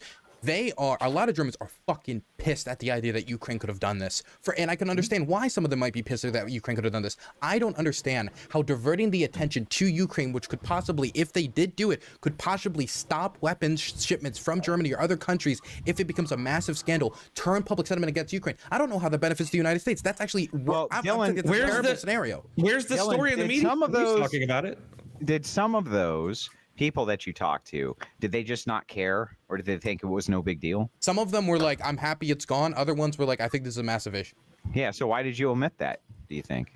Why did I admit it? Because that wasn't important when I was talking about it? What do you Right, mean? but it was important, right? It was, so it's okay, actually, so it was there's important a for confliction me here, it was, right? wait, So you wait. omitted it for a reason that Andrew, you were trying to this narrative is- build, right? Narrative. You're just trying to be snarky, and I don't understand. So I don't not understand. snark. I don't It's- understand. this is the whole Andrew, point. Andrew, I don't understand why me mentioning that there were Germans who are also happy the pipeline is gone is important for me to describe how it could be possibly bad for the Germans to have the scandal break. Because no matter how many Germans are happy it's Because gone, you're it's still, presenting you're one not letting me side- finish. You're not because- letting me finish, Andrew. You do it to everybody. You asked me a do it to everybody. You're question. not letting me finish.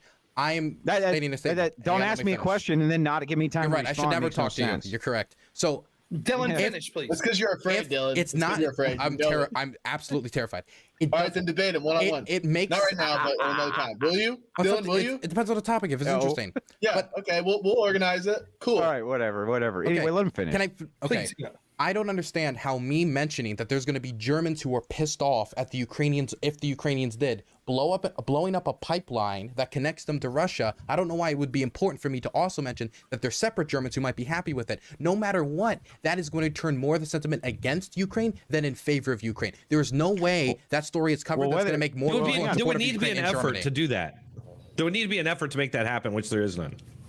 Well, not to pin you guys Also, wait, against I never each got other, the, but I I never think got to finish Zen with, I earlier never got on- to finish with Drone Tech. I never got to finish with Drone Tech. Drone Tech. I'm not going to argue that there isn't examples of the media behaving poorly or not being a great check on power, but there are examples of people being a check on power. During the Trump administration, I don't think you're going to argue that the media did not criticize Trump enough. I think you're probably Well, of course. They do a Republican administration, When it comes yes, to Biden, and then it when it comes to changes. Biden, the coverage of his border stuff has been immense from right-wing media, from even sometimes the centrist media, just hammering him on it, and that has made him change and even reenact some of Trump's old policy, making him directly change his policies. That is the media, even though I might disagree with what he's doing now, that is the media in a way holding to him account, even if I disagree with how they're holding him to account. There's multiple other Are they examples as attacking well. Biden? Are they attacking Biden for that? Absolutely. I'm not seeing that anywhere. Biden What on do you Afghanistan. mean? Biden's constantly getting attacked on immigration. Absolutely, and he got From hammered Fox, on yeah. Afghanistan. From Fox, he got yeah. hammered by everyone on Afghanistan. If you poll American people on how he handled the Afghanistan withdrawal, it was not pretty.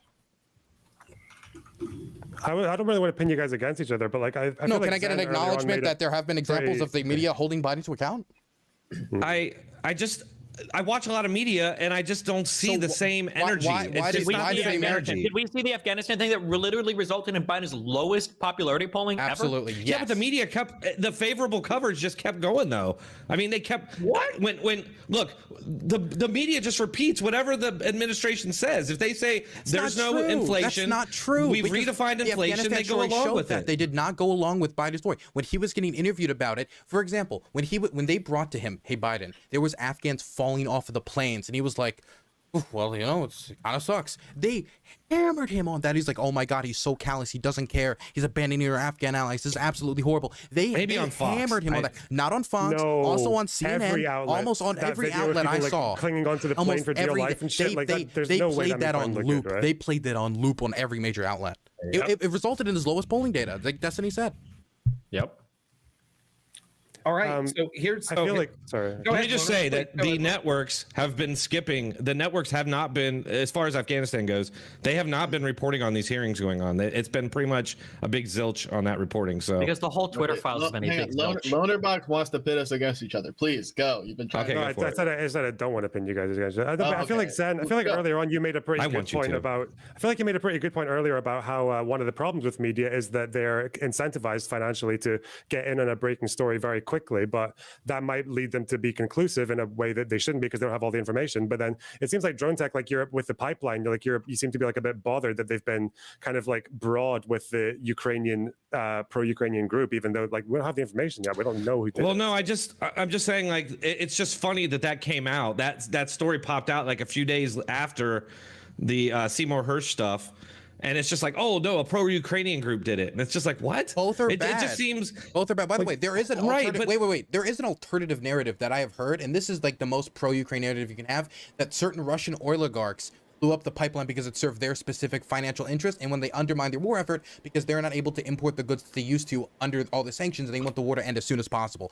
That is one of the most pro-Ukraine narratives that can be pushed. The government didn't do that. Didn't even entertain that idea. Well, I think if all this happened under Trump and you had a video of Trump saying, "Oh, if Russia does this, the pipelines won't be there," that clip would be repeated on news constantly, and you never see that clip. You never see the clip of I can't remember who it is. I've seen it, so I mean, I'm sure you have, but like CNN, MSNBC, ABC, CBS, NBC, PBS, NPR, they're not like constantly reminding people. It's just like the left-wing political violence versus right-wing. Constantly reminding, just like every white wait, people being shot by cops is your versus standard? black people. Do you need to like hear it every single time they talk about the story, because it's not direct? No, evidence I of want the anything. same standard applied. Like when an unarmed white guy gets shot by the police, I want to see media outrage about it instead of like nothing.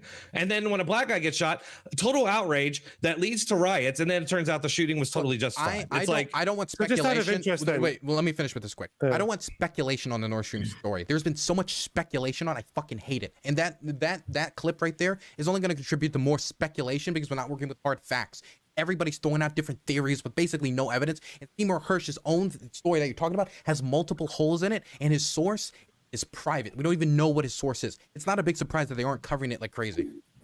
Okay. Also, okay. what's Listen, the consistency here. The Ben Shavers shit got a lot have- of coverage in the media. We always I got to end it here in this sense, right? We're going to do an hour of call-ins. If you want to call in, that Discord link's in the description of the video. Also, it's been in the chat, so go ahead. We still have room for more callers. Get into that Discord. They'll vet you there, and they'll give you the link to be able to call in.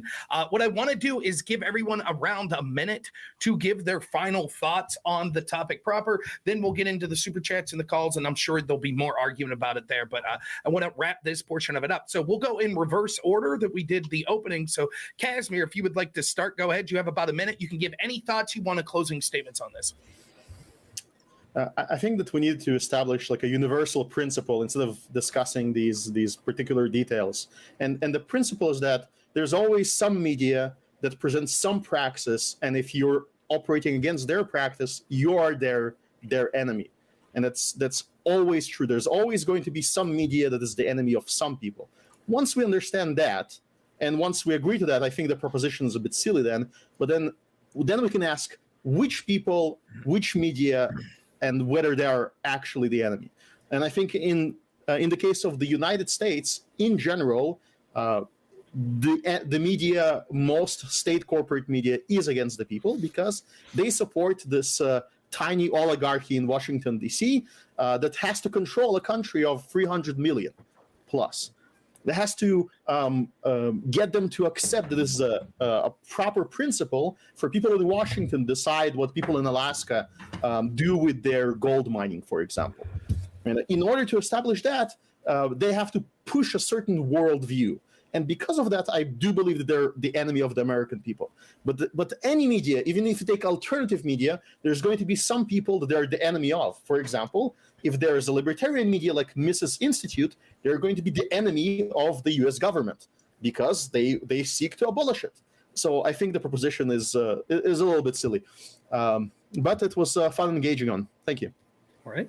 Dylan, go ahead. You have about a minute. So modern reporting has a lot of problems. Sensationalization, 24 hours news cycle, like encouraging hardcore breaking news, makes it so people just have to get the story out as fast as possible, not really caring if they get everything accurate.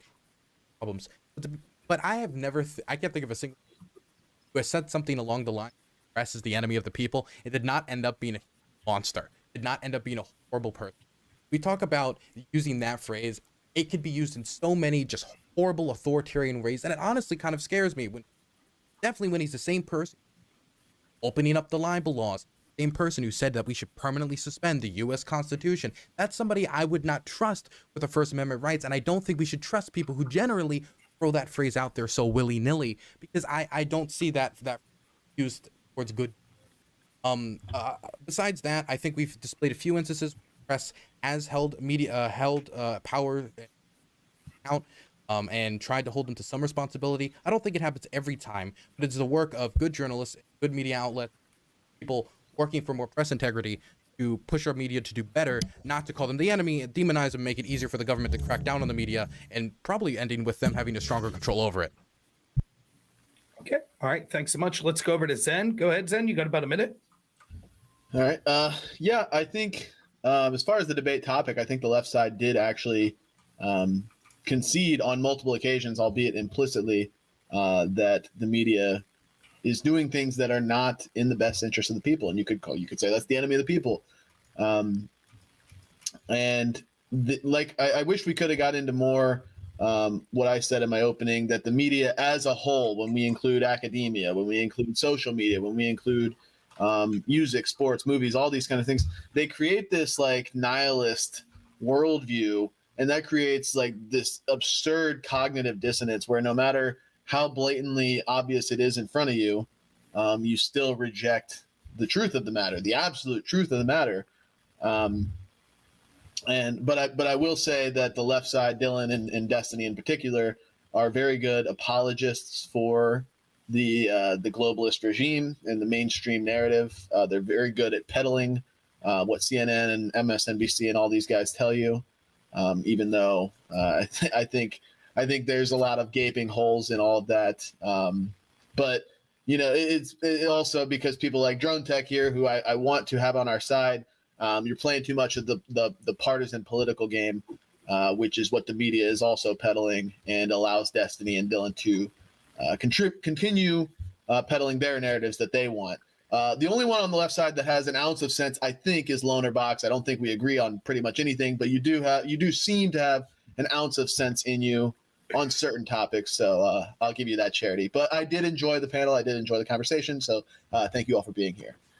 Okay, let's go to the only lefty with sense on the top. No, let's go to Lonerbox. Go ahead. Do you have a minute? I think given that a lot of these arguments are so almost identical to things that you hear from like the really radical left, it kind of tells you that the media probably does just like represent a lot of the views that come from the political center, because that's where most people are. Most people are not libertarians. Most people are not revolutionary socialists, which is probably why you would feel like if you were on the more extreme conservative or whatever else than the average American or whatever else, you wouldn't feel like the media represents you properly. But I mean, you can either cry about that, or you can work to get your messaging and grow your movement so that you are more represented in media. You can start your own media. I don't know.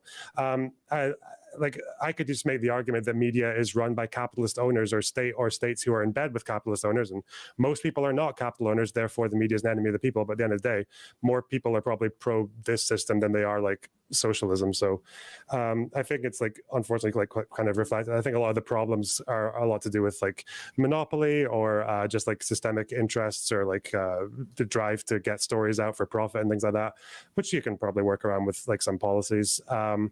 I'm still looking for this story about the media constantly reporting Kyle to be a murderer as fact. It looks like he's just suing a few people who did like opinion stuff, and the other mainstream outlets that did report false facts have made retractions. So I don't know.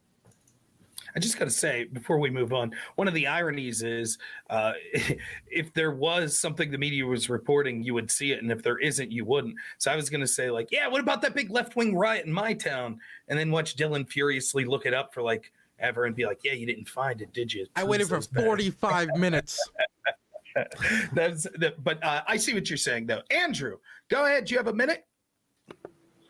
I put my hands on my head. It means I'm super right. My rhetoric is fucking great. And I said wait 60 times. So you know, when I say wait 60 times, that means I'm about to say something important. So wait. You guys conceded our entire argument. You completely and totally agreed with us that the media is fucking corrupt. They run with their own narratives. I brought up Destiny's own words. I've actually, maybe the only one on the panel, I read Destiny's manifesto. He brings up these types of things over and over again as his own narrative, in fact. And I think in his manifesto, he was even trying to be somewhat unbiased, right? Surprisingly, I think he was. But inside of this, you see that these keys exist, and these keys are, one, the thing that turns the major lock is that Destiny himself has been crucified by false media narratives. He knows that it's true. He's only arguing with us because we're on the right, but I don't even think he believes the shit that he's saying. To be perfectly honest with you, he knows that there's maliciousness that's out there in media presence. He agreed what media presence was. It's unbelievable to me that he would even argue against this, but here he is. Now, I have the most important question of the night that I just want to ask Destiny directly. I was not able to the entire debate. Destiny, did you pork Brittany from Politically Provoked? Like, did you drive up in your Coomer mobile and did you give her the old in out? Did you do it, Destiny? All right. I want to know. I want acquiring my phone. Hang on. Let me finish. And before I end it, I just want, before Destiny says none of your business, he did ask BX Bullet if BX Bullet humped Zerka. So I think it's fair that I ask him the same question. I think it's fair. All right. Anyway, go ahead. It's over, right? He doesn't have to respond to that. Drone Tech, go ahead. You got a minute. Yeah, I think the other side, you guys did make some decent points, and I see where you're coming from, but just what I've observed over the 20 years or 25 years I've been following this stuff is that since at least the year 2000, it seems the media got staunchly partisan, and it's only gotten worse as we've gone. And what's happening is you hear the media talk about all the time, like there's two realities in America.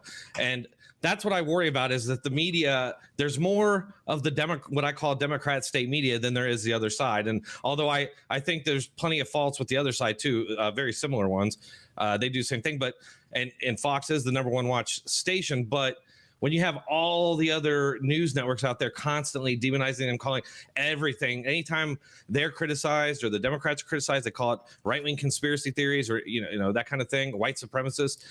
What you essentially have is half the country just dismisses anything they hear, and they believe anything the Democrat state media says, and that's a problem when Democrats are in control, because essentially what they're doing is setting up a two-standard system where the other side essentially gets criminalized and censored out of existence, and you have what's left. And I really see that happening. You see it with what can't be spoken of, and they said you can't release that stuff because it's going to be a security threat. You can't scrutinize us because it's a security threat, because the other side's so violent, and right-wing political violence is the most prominent thing.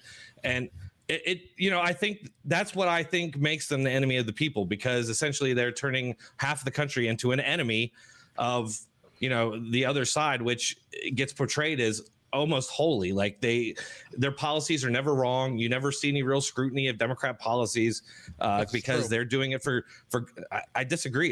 Not the way, like when I turn on NBC every day, just broadcast news, CBS, they're talking about Republicans. Like I very rarely see them going scrutinizing a Democrat policy, and so that's where I think the danger is. I think that we're kind of moving towards there's a Chinese activist named Weiwei, and he's talked about it before, how the media is trying to enforce a certain political correctness is very similar to what you see in China, where the state and the media, they enforce a kind of unity political ideology. And I feel like that's exactly what we're seeing forming in the US. And the other side, our side, is getting smaller, dwindling more and more, until eventually essentially being standing against their agenda, the Democrats, the left, whatever you want to call it will be considered dangerous, terroristic, white supremacist, racist, simply opposing them or criticizing them at all. And so that's what I think makes them enemy of the people, because that's what we are to them. We stand in the way of their agenda, and that makes us the enemy. Okay. All right. Thanks. Destiny, go ahead. You have the last word. Wait. Come on. Okay, go ahead. Zen, he didn't interrupt you. Please. I think that panel shows are the enemy of the people. That's all I got. All right. Thanks so much. So, Hey, Destiny, my question. You ready to answer it? Is a lovely young lady, and we chat. We're cool. That's it. Did you hump her, Destiny? Have you humped Rob Noor? Answer me that No. one, Andrew. So I was just telling him not Have to you bring humped this Brittany, shit up, Destiny, or haven't you? Like, answer me. Go on, talk to Andrew, her. I'm pretty sure there are Christians on the panel, Andrew. Yeah. So. That would be improper. Okay. All right. It's always Thank coming from the you for conservative. that. Can I say one quick thing, just Real quick, just super please. quick? Yeah, super quick to Lonerbox. You talked about how the media, you thought, tried to cater more to the center. Is that what you were saying?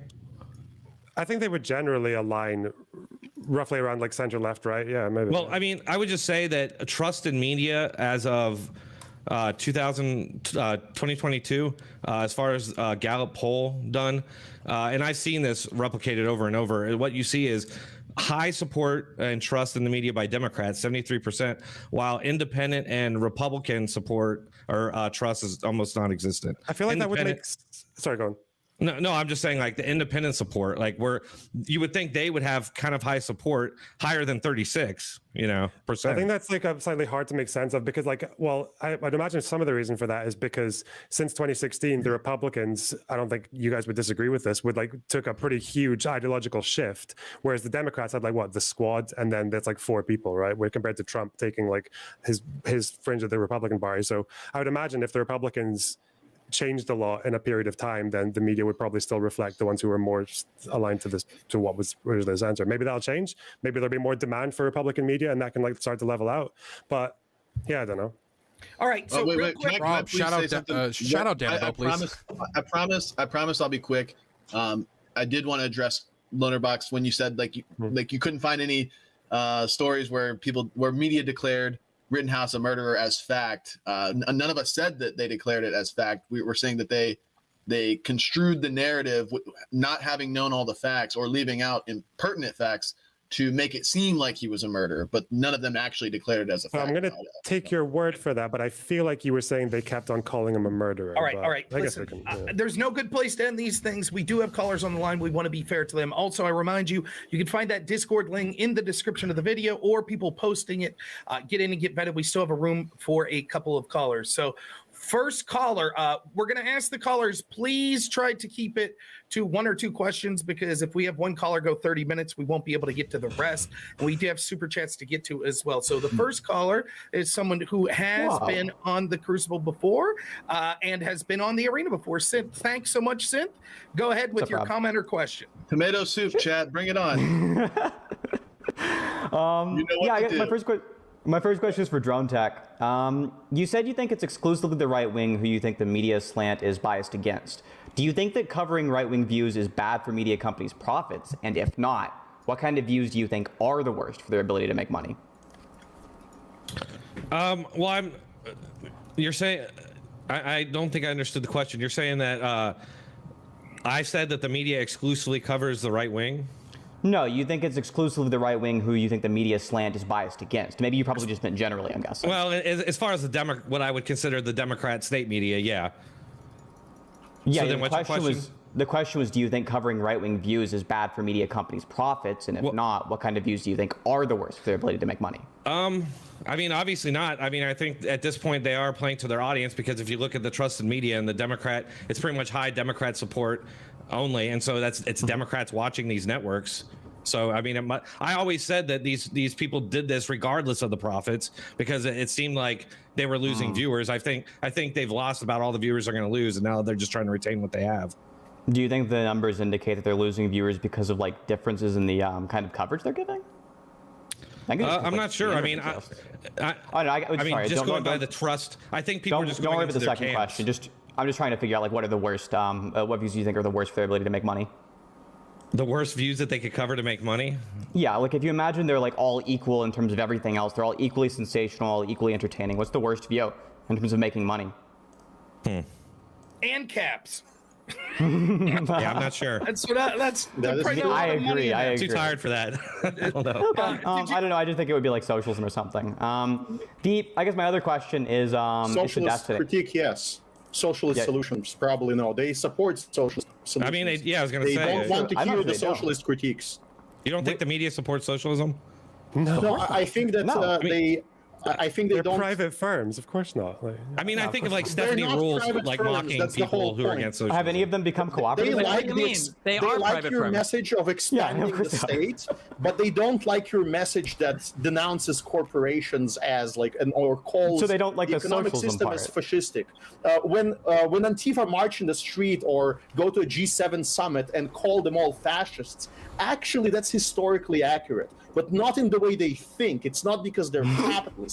It's because they're socialists. So when the Antifa members march against other socialists and denounce them, then yes, but what they want, their solution is just more government. It's like a backwards solution. Not more socialist government, though, right? None of these companies are becoming cooperatives. They all want to stay private.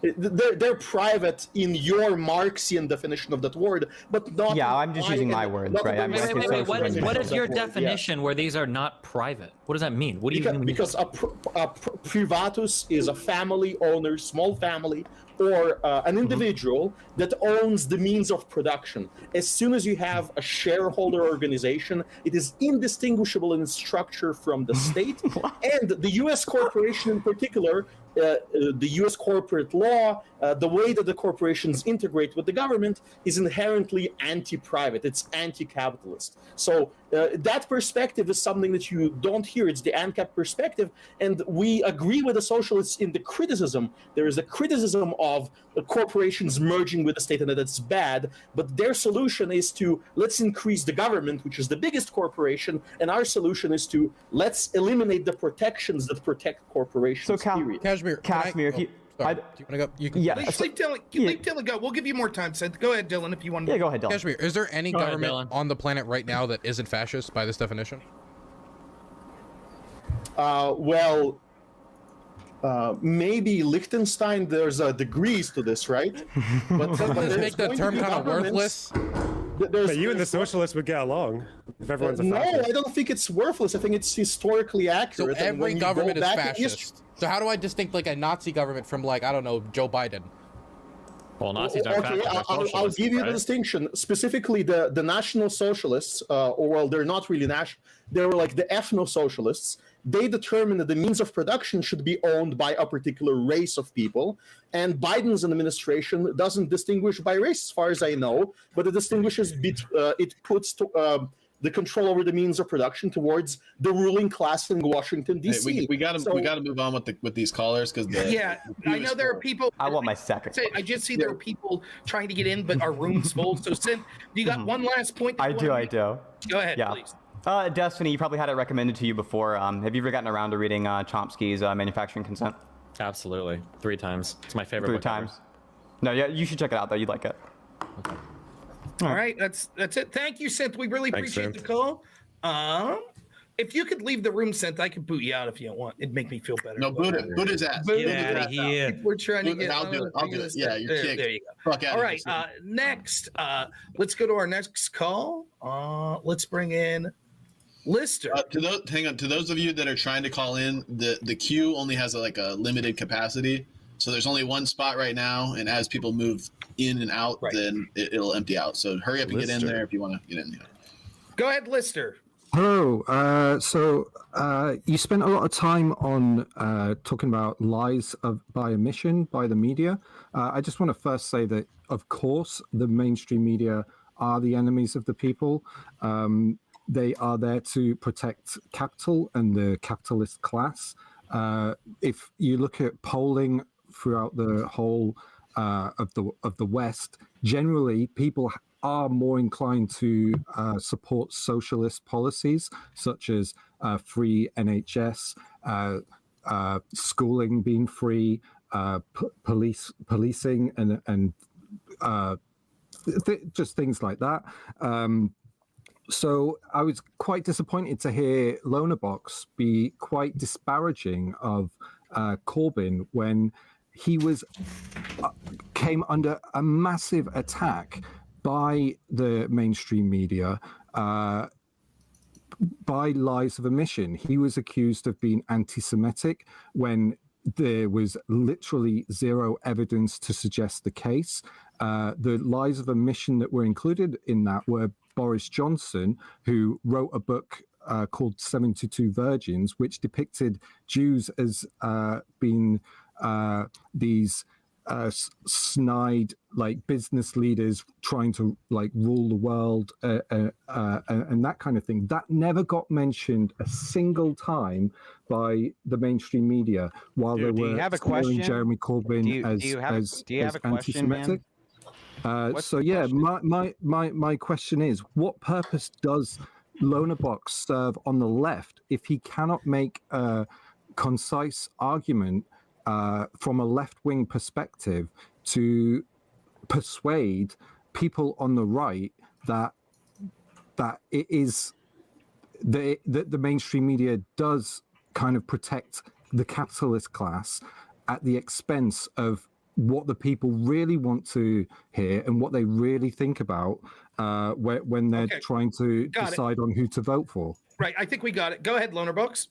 Okay, so I've actually still got videos up on my channel about how the mainstream media weaponized a lot of stuff against Corbyn in bad faith. I've never disagreed with that. I just don't think that the sole purpose of him like losing was because of that bad faith. Like Corbyn literally stood up and like referred to Hezbollah and Hamas as his friends and a crowd. So it's like you're like at the end of the day, the media is going to use that if they want to. But as for Boris, like Boris was like ravaged by the media at that time as well. Like he had to. There's like that viral clip of him hiding in a fridge because he wanted to avoid an interview.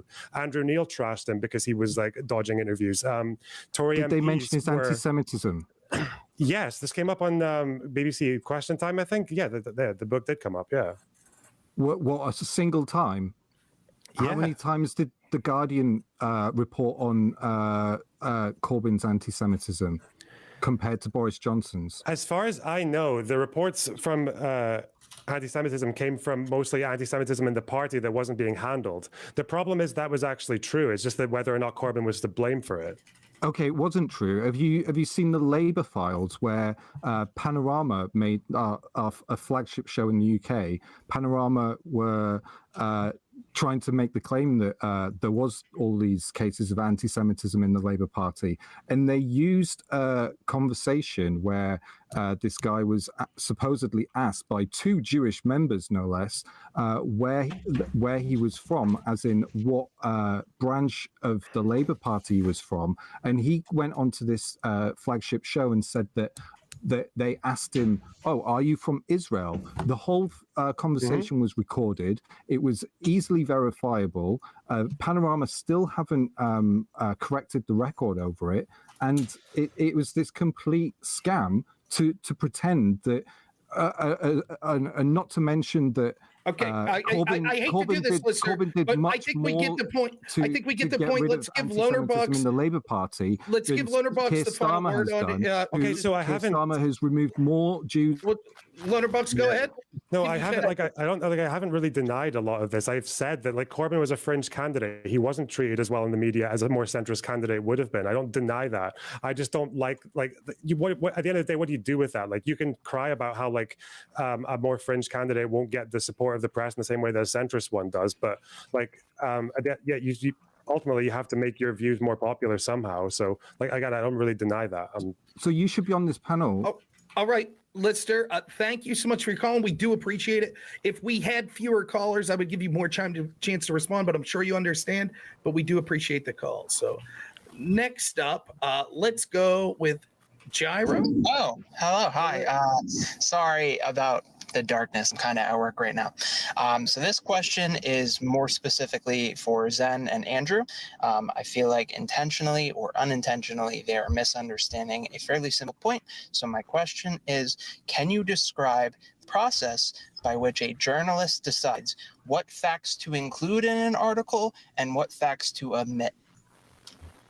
Yeah, so can I ask first, as you go through the tonal thing, did you get all of this because you're part of DGG and you do the tonal bullshit that all the DGGers do? That's my question to you first. Can you answer me that honestly? Absolutely. So my big issue is that I think it's a fairly simple point to understand, that a journalist... I asked you a question about the tonality. Can you just say that the tonality came from you being a DGGer?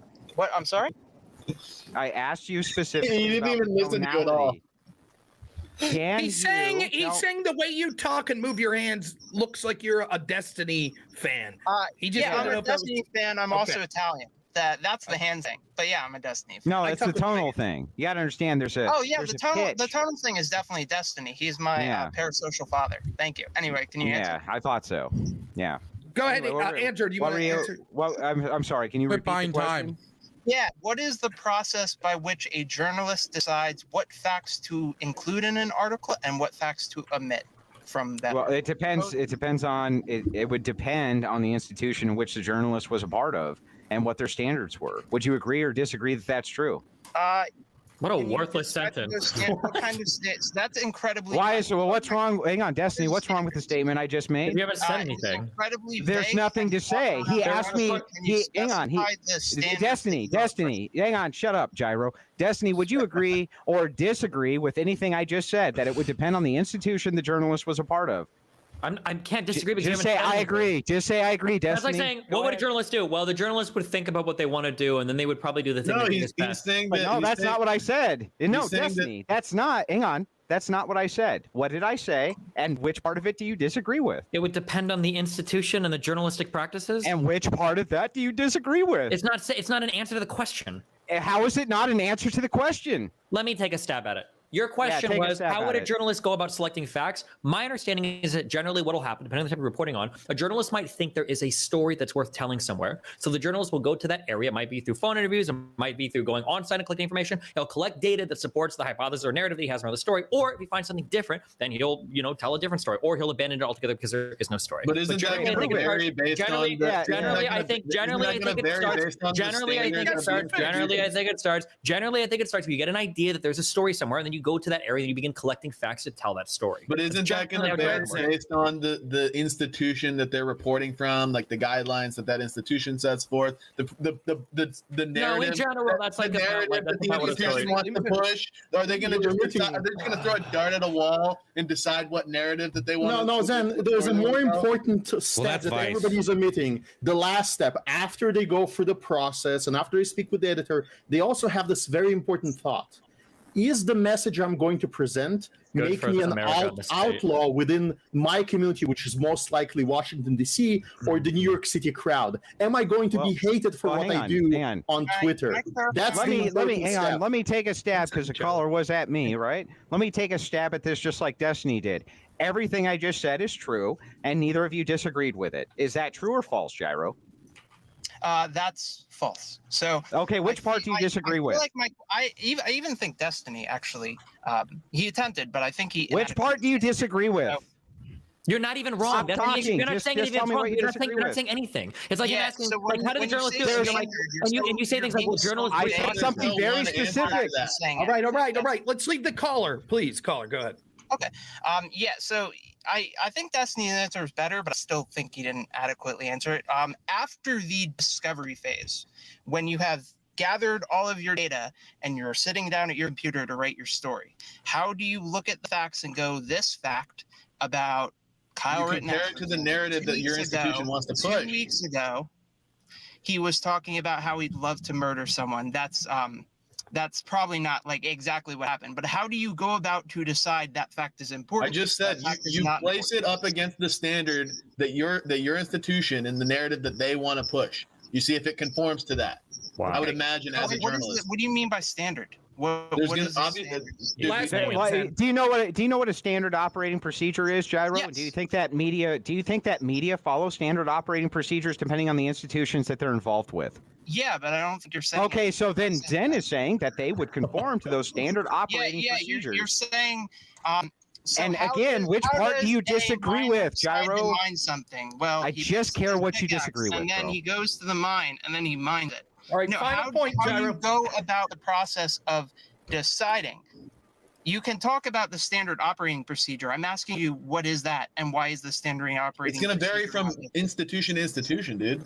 That's why Andrew gave the answer that he did to start, because it's going to vary. I gave you a more important answer, which is if the story is written about an enemy, they're going to do whatever they want to that enemy, and if the story is about and they're going to, if the enemy broke the law, then they're going to present it fairly. But if the friend broke the law, they're going to try to mitigate that as much as possible, or not talk about it as much. That's going to be their operating procedure. And the guideline is not some pre-written guideline from the top central authority telling them what to do, but it's their existence within the cathedral, their ability to be invited to parties. It's the fact that their husband or wife is working in the government and they have to show up with other government members. But that would be part of the criticism about themselves. That would be part of the institution. We got to move on. We got a bunch of callers. Yes, it's not like it's a big institution. Thank you so much, Gyro. We appreciate the call. Hopefully you'll call back in again. Thanks. We really appreciate it. Next, let's bring in Noob Slayer. Oh, hello. What's up, Noob? What do you got for us? Okay, so my question is pretty much aimed at the conservatives, which is that do you guys think that leftists get really good representation in media? Well, it would depend. If you're talking about Lonerbox, who Destiny would claim is a far leftist, perhaps not. But if you're claiming a leftist like Destiny, perhaps they do. I think that you need to tell us what you mean by leftist. That is actually important. I'm not playing word games. Just want to know what you mean by leftist. True. Sure. So by leftist, I'm more meaning people who are kind of outside of the center. And so people that are like more left of like Bernie Sanders, or people that are like Bernie Sanders, usually they don't get representation much either. No, I don't think that people who are left of Bernie Sanders get a lot of representation. I don't think that fits the narrative of the major media complexes at this time. Wow. I think there's some nuance here.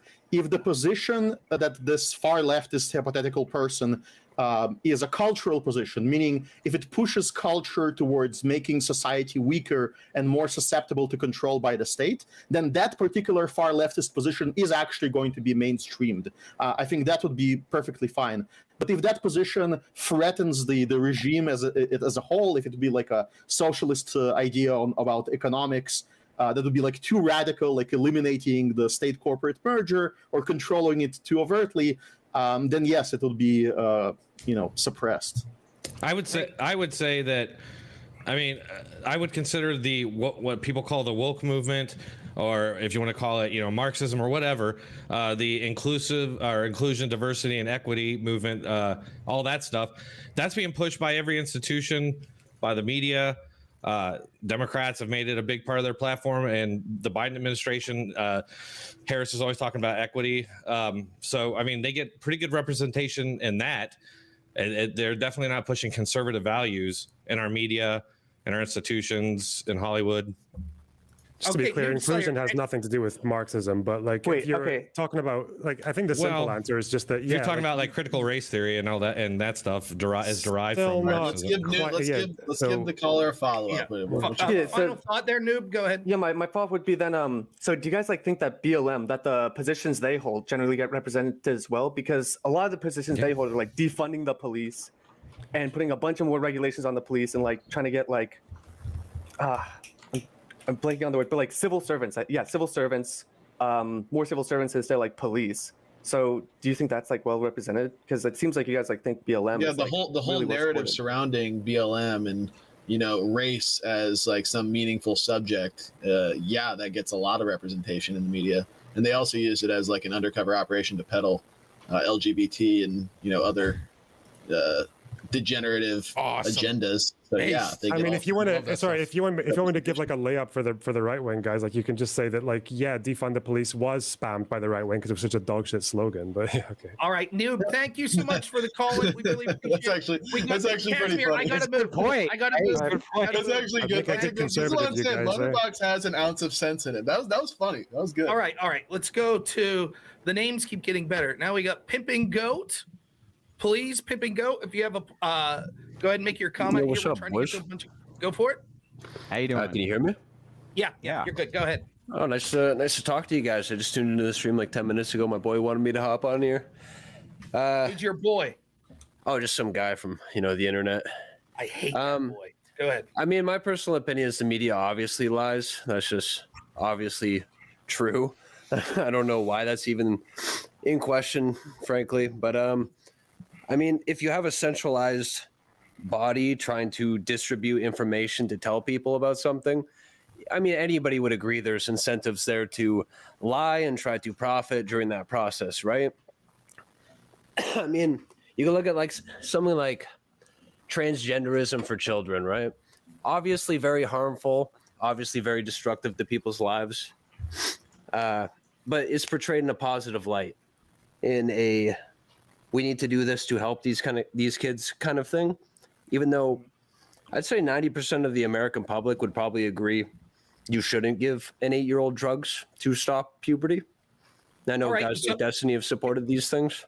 Okay, so let's go ahead and ask Destiny. He's making the claim that this is pushed in the media. It's just the problem is that it's It's the same problem as before. It's fine. It's like most of your guys' brains are just rotted by partisan hackery. You can't conceive that there are people that actually believe these things. Like, I think that when conservatives say they want to get rid of trans kids, I think that conservatives genuinely believe that transing kids is harmful, that it's a social contagion, and they're trying to help kids. But you can't genuinely conceive that somebody on the left is trying to help kids either, because you're too mired down in your partisan hackery. No, I do. I can conceive that. I mean, I'd like no, to you don't. You respond. literally just said that it's. You said that it's obviously harmful for kids. That's what No, you I mean, said. I'd like to if you want, respond to that. if you want to change it now and say, oh, you don't think it's obviously harmful to kids, but there could be some genuine. What would that have to do with whether or not we question? What I wanted to say was that I think. Hang on. Why is it that if we say this is something we think is generally harmful to kids, that we're questioning the motivations of why the other side You didn't says say that you think it's genuinely harmful. You said it's obviously harmful, implying that it should be self-evident that it's harmful, Even if implying that they're knowingly lying. Do Even you follow the conversation? no, that's not an implication status. I think Like, the enemy of the not people. even a logic train that makes sense. Let's leave Andrew go, and then we'll leave Destiny. What you just said, it's not even a logic train that makes sense. We It can absolutely we can makes make sense. no, Please, we Destiny. can make both statements at the same time.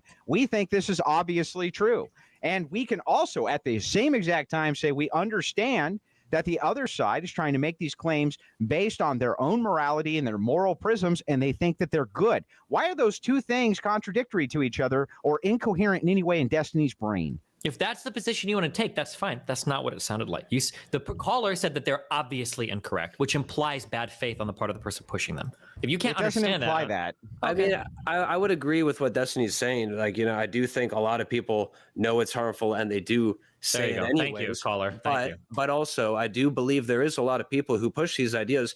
You know, maybe like Destiny. I don't know, to be honest, but I do think they are trying to help people. I just think you're wrong, and I think you push harmful ideas that actively ruin people's lives. And when you're targeting, you know, children in particular, you know, there's a certain level of scruples you're supposed to have. Like, you know, oh, maybe I shouldn't give my kid these. I don't know. I'm just going to say a random thing: potassium vitamins. You know, because even though I might think it's good, you know, maybe it's not. I'm going to err on the side of and caution. that's fine, and that's great. And that's why we act. live in a democracy. We've got different opinions on what we should do with children. I think conservatives do a lot of harmful things to children, but here we are. We all have our differences and opinions, and we try to fight for what we think is right. That's how our country works. The difference All right, is, This is why Destiny's for national divorce. God bless.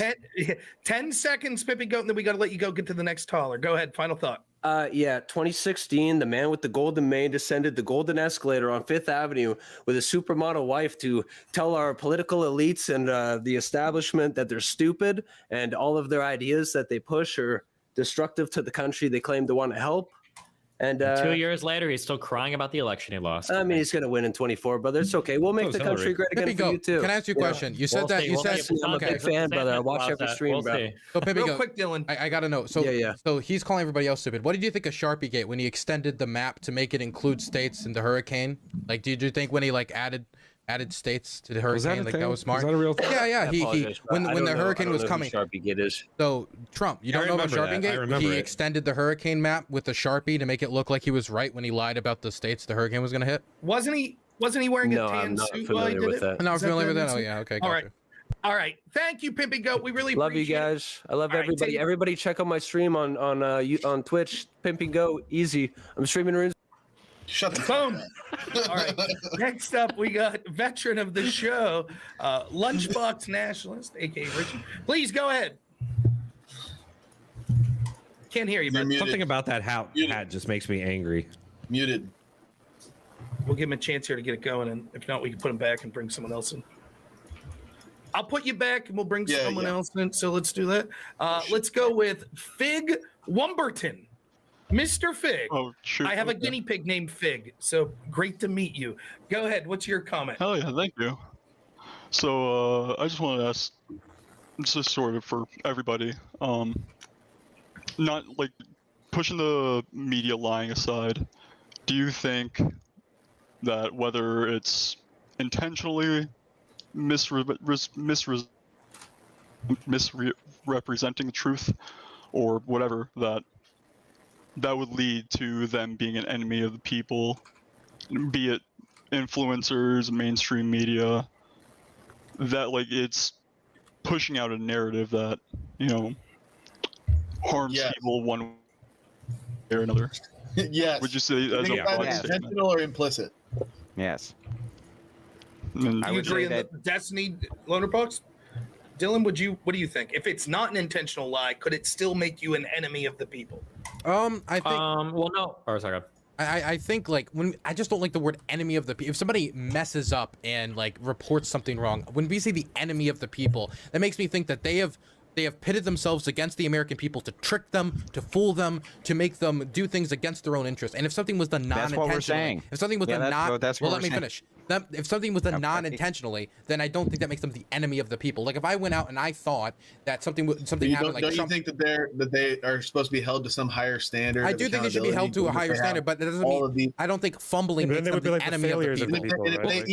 Even if they failed the people, that doesn't make them the enemy of the people. They failed the people. For example, let me give you an example. Let's say we have an ally. No, Zen, I'm not finished.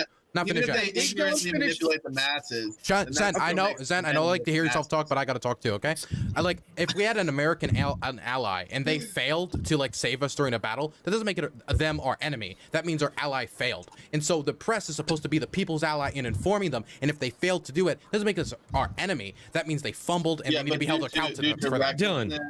Dylan, but or not doing their due diligence. So I didn't hear you. What make them an enemy of the people? I think that they can fumble. I think that fumbling doesn't make you an enemy. I think that just makes you like a bad just journalist. like malintent, like wanting. I think malintent. No, malintent. Or be the first one to break it, knowing you don't have all the facts. I think individual. All of these things sound like they would make you the enemy of the people. Okay, did you ask me a question? Then okay.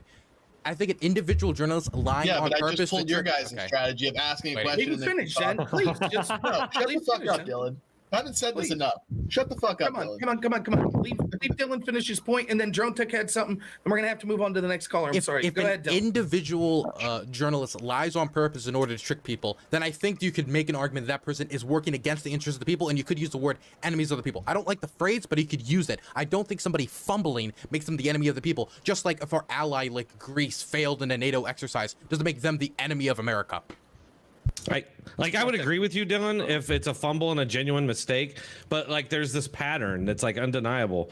And then you got people like Malcolm Nance, who I know you're a fan of, right? I'm pretty sure. You know, he's saying that your Republican neighbors want to kill you, and that's a common theme, like on MSNBC. Wait, no, you said I'm a fan of Malcolm Nance. Which one's Malcolm Nance? Malcolm Nance is he's the guy that heard the air raids, and he's the one who went to Ukraine. I don't pay any attention to Malcolm Nance. I'm going to be for real. My bad then. I thought you were a fan of his. I follow him on Twitter. That's it, really. But doesn't that make us? Doesn't that make them an enemy? Malcolm the people. Well, Malcolm Nance makes him an. I don't. Not just Malcolm Nance, but like the whole cabal, especially on MSNBC. I mean, it's like the thing is, the problem I have with this whole discussion is it feels like the entire media is this, and I don't like that definition because there are individual reporters in the media's face who do great work that don't purposely deceive people, and I feel like we're just treating all reporters like shit when we talk about it like this. Quick last word. We got one more caller to get to. I still got to get to super chat, so. Shit, okay. Well, I had another question, sort of, but never mind. Take too long. I don't know. I just hope you all have a great night. And thank you so much, Vic. You too, dude. Can I ask everybody in the panel a question? I'm just curious. If a husband tells his wife, I'm going to be home at 7 o'clock tonight, and it turns out that there's like construction that he didn't know about, and he ends up getting home at like 8 o'clock, would you say the husband lied? No. Does anybody here would say that the husband lied? That would be intent. But like I just said, I think we need to hold the media to a higher standard. If he keeps doing that and it keeps happening, yeah, that would also matter too. But like even in the context of the media, like they're conveying a message to the masses that a lot of them are just taking on faith that it's true, like on first sight. So okay, I gotta jump in here real quick. This is gonna be our last caller, Lunchpunch Nationalists. This is what we're gonna do though. After this, we'll get to super chats. I'll make sure I get them all read. The panelists have all been incredibly generous with their time. We're gonna try to end around 11, maybe a few minutes afterwards. Then I'm gonna do an after show on my channel, which people can go over there. And if callers still want to call in there that are there, and any of our panelists want to stick around, fine. But it would be unfair to ask them to stay beyond the 3 hours. So having said that, go ahead, Lunchbox Nationalist. That's hard to say. Go ahead. So I had something for everybody, but I'll try and speed it up. So Andrew, Zen Shapiro, and Casimir, everything you said was pristine. There were, to the point of maybe even being infallible. It's honestly amazing how structurally sound all of your. So you're over like 6'4", right? Yeah, I'm 6'5". It's to take a bow because I've never been bowed to by a man over 6 foot. There. Change your shirt too, by the way. Go and change your shirt. Just so the lefties know that I'm not picking on them too hard. Drone Tech, you were consistently saying that it's the left versus right media bias, but the way I perceive things is there's something called a uniparty, right? And so I said uniparty a couple times too. Okay, I said fair however enough. you want to. But it seems that the way that the lies typically end up going is to supporting the military-industrial complex or to war, right? So every time there's a war to be had, the left and the right typically agree, right? Would you disagree with me on that point? It seems to I don't know. It seems to switch with whoever's in power. It's like if it's a Republican war, the left's against it. If it's a Democrat Can you point war, me the to a right's modern against it. example? I mean, you could talk about Arab Spring, Iraq, Afghanistan, Bosnia. I mean, Hezbollah, Wait, how about Ukraine? Kuwait. How about Ukraine? It seems like we I was lost. gonna say that. We lost. Even a lot of Fox News pundits are We lost the pro-Ukraine. mandate to do foreign policy because I think Iraq was so unpopular that when Crimea was invaded in 2014, the U.S. government did fuck all because we didn't have any We popular support. lost the mandate? What, like sending $100 billion to Ukraine? What do you mean? It's a we lot lost different the than mandate? sending 100,000 troops. Yes. No, because they're not part of NATO, dude. But whatever. Like, I'll get to you in a second. I'm just saying. Yeah. I mean, No, Iraq was part of NATO, though. That's why we send the troops there. I understand. Right. All right. Sorry, wrong page. I'll try and speed this up. For Lonerbox, are you dyslexic? No. Because I am, and I thought your name was Bonerlocks. That's new. You know, you can smile, Lonerbox. That was a funny joke. It was. I know I can't smile. I actually had more for you, dude. I'm sorry. I'm trying to be fast. Dylan, you said a lot of people don't pay attention to history, and I think you're correct. And I think that this is sort of the meaning of this entire debate, which is because the media would sort of fill in that gap, right? Like if people aren't paying attention to history, then media is presenting an idea of what it is that they came from, right? Yeah, well, I think I feel like the same discussion we just had could equally be applied to historians and how they create narratives out of history. And like, I mean, I feel like this whole discussion, like, is press the enemy of the people, is the news media enemy of the people. You could say the same thing about historians or anyone who's just like record keepers of history. So I feel like, again, Sure. I really just hate the statement enemy of the people. It just paints such a broad brush. No, I get it. And I'm going to invoke Godwin's law and ask you, are you familiar with who was the Time Magazine's Man of the Year in 1938? Was it Adolf Hitler? It was indeed. So eat shit. All right. So Wait, you shit on what? I thought you were going with something else. I thought you were going with the Time I got it right. magazine Why do I have to eat guy shit? in the 30s Eat shit anyway. who won a Pulitzer Prize. Well, I mean, Eat he shit, you got it tipped right. you off with Godwin's law, right? No, He tipped you off with Casimir, go Godwin. ahead. I'm sorry. Please. There was a more important New York Times guy that I was going to mention. I forgot his name, unfortunately. He won the Pulitzer Prize Walter for covering Durante. It was the never horror- brought up in this entire debate. Yeah, I'm sorry. I messed up. It's written on my notes, but I'll get too involved. So that guy, say his name again. It's okay. Say his name again. Walter Durante. He lied Walter about Durante. he lied The about Pulitzer Holodomor. organization recently had to review whether to revoke his Pulitzer Prize. Now, his Pulitzer Prize was for lying while millions of my people, of Russians and Ukrainians, were dying in the Soviet Union, and he was painting a beautiful picture of Potemkin villages and like the glory of the USSR at the time. And he knew that he was misleading people. He knew that he didn't have enough information. He probably heard the rumors of what was going on. Instead, he got glorified, cinema treatments. And at the end, people realized that he was lying. And yet the Pulitzer organization decided not to remove that prize from him. That's, all right, Richie. Can I? Richie, that's you the have level. one last question. point for Destiny. I'm Final sorry. question, please, and thank you, Destiny. Anyone's welcome to stay afterwards if they want to keep the discussion going for real. But I'm trying to be polite to get everyone out at 11 if they want. So go ahead, Richie. Right on. So you and Zen were talking earlier about terms of service, but you both agreed that social media is also media, right? I mean, it can be, but I mean, like we usually would refer to this separately, right? If somebody's like, "Do you see what the media said?" and then they point you to a Twitter account, they're probably going to say, well, that's kind of a different thing. Well, I mean, that's fair, but there certainly is a pipeline of things that happen on Twitter, and then the media starts reporting on them. So you could say that there's a pipeline from Twitter to. Yeah, of course. Absolutely. I think we saw that with the East Palestine shit. And so I guess my question is, if there are terms of service where you can't discuss things that are observably true on these media platforms, doesn't that make the media the enemy of the people? Media, the enemy of the people, and then including social media. I just would include these things in totally different buckets. I wouldn't. But you just conceded that it's part of the media. Well, I didn't concede it. You asked me for purpose of discussion. I said, yeah, but now you're trying to get me on a weird thing that I would never agree to. Get you? Well, you can't say things that are true. You can't even say them in the media, but you certainly can't say them in social media. You don't have you don't have a fundamental right to protection on social media. It's a different thing. Do we have a right to say what is true? You have a right to freedom of speech, whatever the First Amendment affords you. Sure. You don't necessarily have a right to say what's true. Probably not. No, I don't believe that's true. Right? If you say classified information, you don't have the authority to release that. You can get arrested for that. You know what I mean? You're being pedantic. You know what I mean? I'm not being pedantic. You just tried to press me on if social media can be included in media. Now you're trying to use that definition against me. So of course, I am going to be pedantic now. I'm going to be very precise in my definitions. Yeah. You said earlier that social media was media. Yeah, I said you can consider it type media, but we generally include it as a different thing. But if you want to be ultra pedantic about definitions, then we can be. You don't have a right to say what's true. Even you agree with that, right? You don't have a right. Say that a little faster. I didn't hear you. Just a little bit faster. Last, briefly, real quick. Are you familiar with what temporomandibular joint syndrome is and its effects with amphetamine salts? Nope. Okay. Okay. All right, thanks. I did want to say one last thing. I would give one example of the Uniparty now working together on war would probably be in 2013 when Obama saw congressional authorization for intervention in Syria after a sarin gas attack, and Congress was just straight up against it. He didn't even hold the vote. He delayed it because he wasn't going to get it. They were going to vote against him.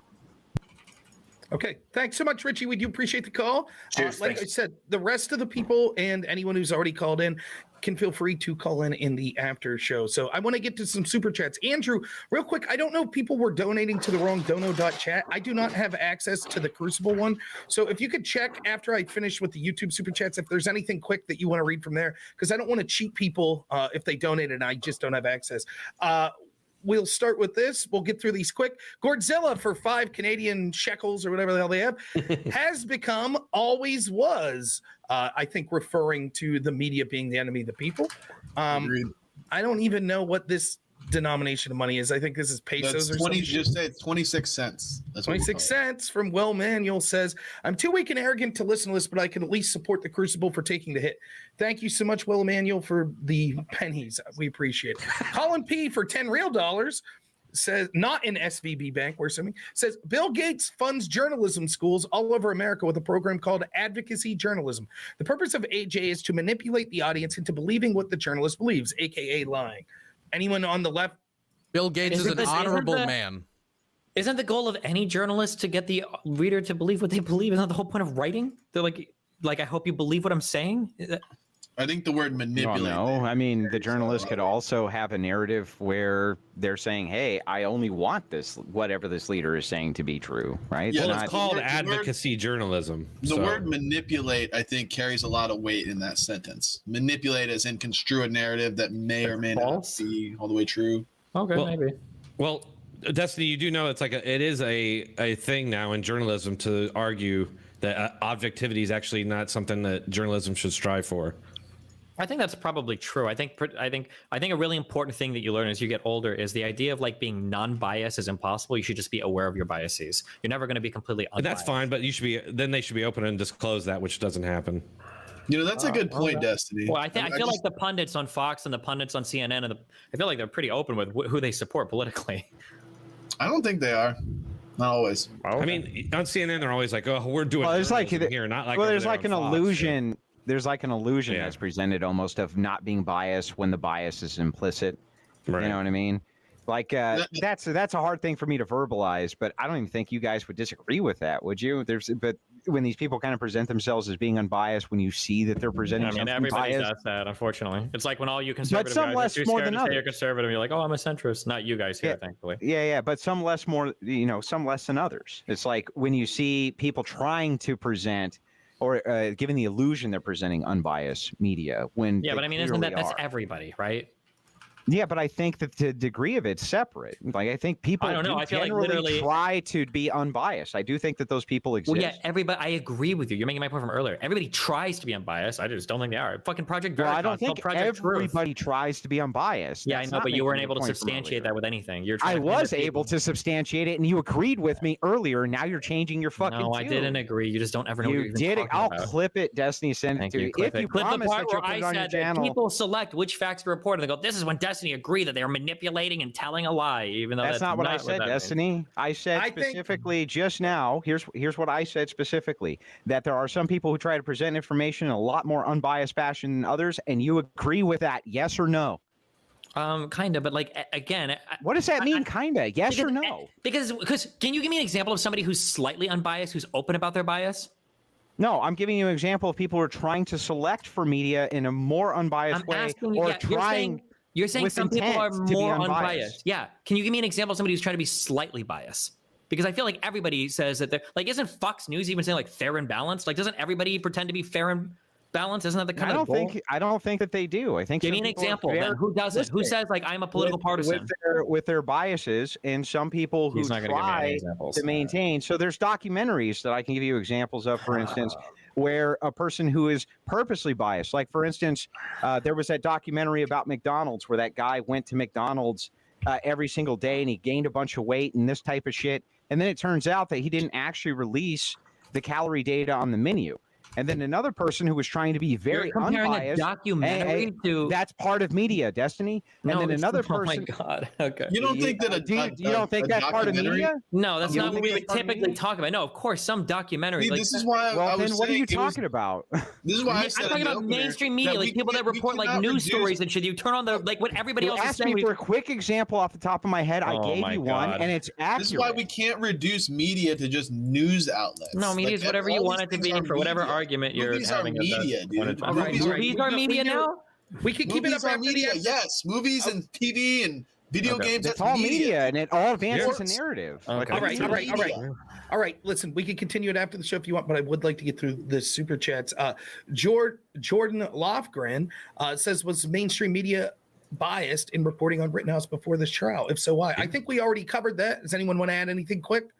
I think Yes, because they need to present the person who is defending their home, who is defending their community, as incompetent and as dangerous, and ignore the presentation of the FBI spy plane hovering overhead and recording the rats fighting each other. Spy plane? Wasn't it just a drone?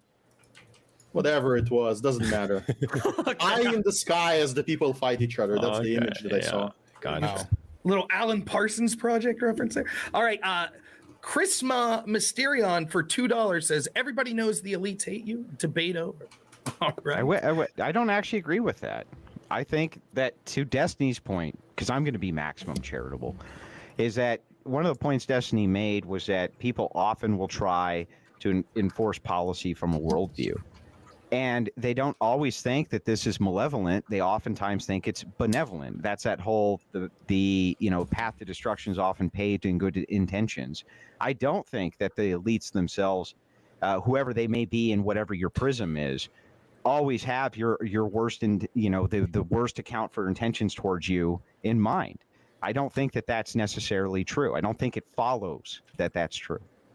I'd imagine a lot of them also just think about ratings, right? Which means they probably think that they're giving the viewers what they want, right? Like in their heads, maybe they think they like their audience. Well, in this case, when he's saying elites, I'm not sure he's pointing directly at media. I think he's pointing to kind of this thing that's often alluded to of shadow figures who are controlling the narrative and controlling things behind the scene.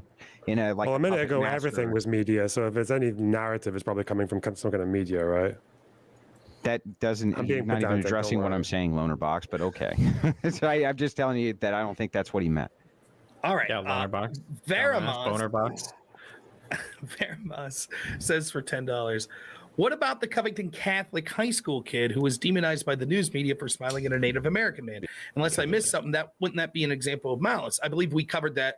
Destiny admitted that what an that was insane malice. example. Jeez, wow, crazy. Now, listen. In fairness, I think this chat came in before that point was brought up. But yeah, good point. For 5 weird Canadian symbols, why is Dylan talking into a can of tomato soup? Foreshadowing. Lock and load, chat. Okay. Bring it on. Ever since Hippy Dippy shut down, okay, the budget's gone down a bit. We've had to make some cutbacks. Fuck up, Dylan. Cannon, chat. Cannon. So, all right. Rachel Wilson, thanks so much for $2. Says, please address Operation Mockingbird. Chat demands it. Does anyone know? I don't know about what the Operation fuck that is. What is this? Anyone on the right? Operation Mockingbird was a CIA operation which expounded on mass media propaganda in order to control national narratives. Was this something from like the 50s and 60s, or is this recent? It was 1973, I believe. I don't remember the exact dates. I'm just reading this now. So, I mean, this isn't something that just came to mind from knowledge base. I'm just reading it, but it's early 60s, wasn't it? I don't know the dates, unfortunately, but yes, this was CIA had a support front of groups. It was exposed in 1967, and this was reported by the National Student Association. They received funding from the CIA. Many church committees did, et cetera, that this was the government controlling national narratives inside the U.S. called Operation Mockingbird. Who was it? Was it? I'm sorry. Who was it? It's some big figure pushing. Listen, it doesn't matter really. It's ancient history. What they're doing now is a lot more elegant. They don't actually stay in the government while doing such operations. They formally leave the government, and then they have a nice meeting party in Twitter headquarters where they do orientation for ex-FBI agents, and they settle in, and they do the right job of spreading the right kind of information, of deboosting the wrong kind of signals to protect us, poor plebs, against misinformation. Based. All right. By the way, before I get to the super chat, also want to say thank you to Rachel Wilson, new Crucible member. Finally, her husband leaves her on the site. That's nice. And Rob. Matt Moran, I believe, donated 5 gift subs. Thank you so much for that. Rob, when are you going to thank Danabo for putting all this together last second? Oh, I was getting to it at the end. Also, I do believe Danabo is in the description as a special thanks at the bottom. But yes, absolutely at the end of the show, I do thank the people that helped put the show together. Thanks so much, Dylan, for spoiling it. Shouldn't you be waterboarding fucking Russians or something in the back there? All right, Why do you think it's so black back there? CGH5239 says, Andrew checking Destiny, the best. Destiny, do you feel checked? Yeah. I'd check something. Okay. Vile Van Gogh for $20 says, today, the 1804 Haitian Massacre wiki page taught me genocide is morally permissible if done in a progressive direction. Considering Wikipedia's stated neutrality and influence, do you think this placing is appropriate? Gonna take a guess that he's probably being a little uncharitable to the wiki entry there, but I haven't read it, so I'm not sure. Well, let's just ask this, maybe in general. Do you think Wikipedia would you consider that part of the media? And if so, do you think they're neutral or? That's a good question. The answer is no. Come on. Of course they're not charitable. I mean, come on. Well, the question was first was if they're part of the media. I'm not sure. Yeah, but they're so rapidly sourced by almost all alternative forms of media and even by the mainstream often, don't you think? Would you say a normal encyclopedia is part of the media? No, I wouldn't, but I don't think the encyclopedia is trying to advance a narrative. Well, specifically in the Wikipedia's No, I don't case, think the encyclopedia is trying to advance a narrative. I remember it from when they injected the term MOBA into the collective use, which was a Riot Games, a corporation, was releasing a video game, League of Legends, and what they did is they pushed a whole bunch of articles into gaming journalism, which was at the time and still is incredibly corrupt. And because those articles were written, then Wikipedia editors came in and said, well, listen, it's written in the articles, and the other terms that were historically used are no longer written, so we're going to replace the entire title of the article.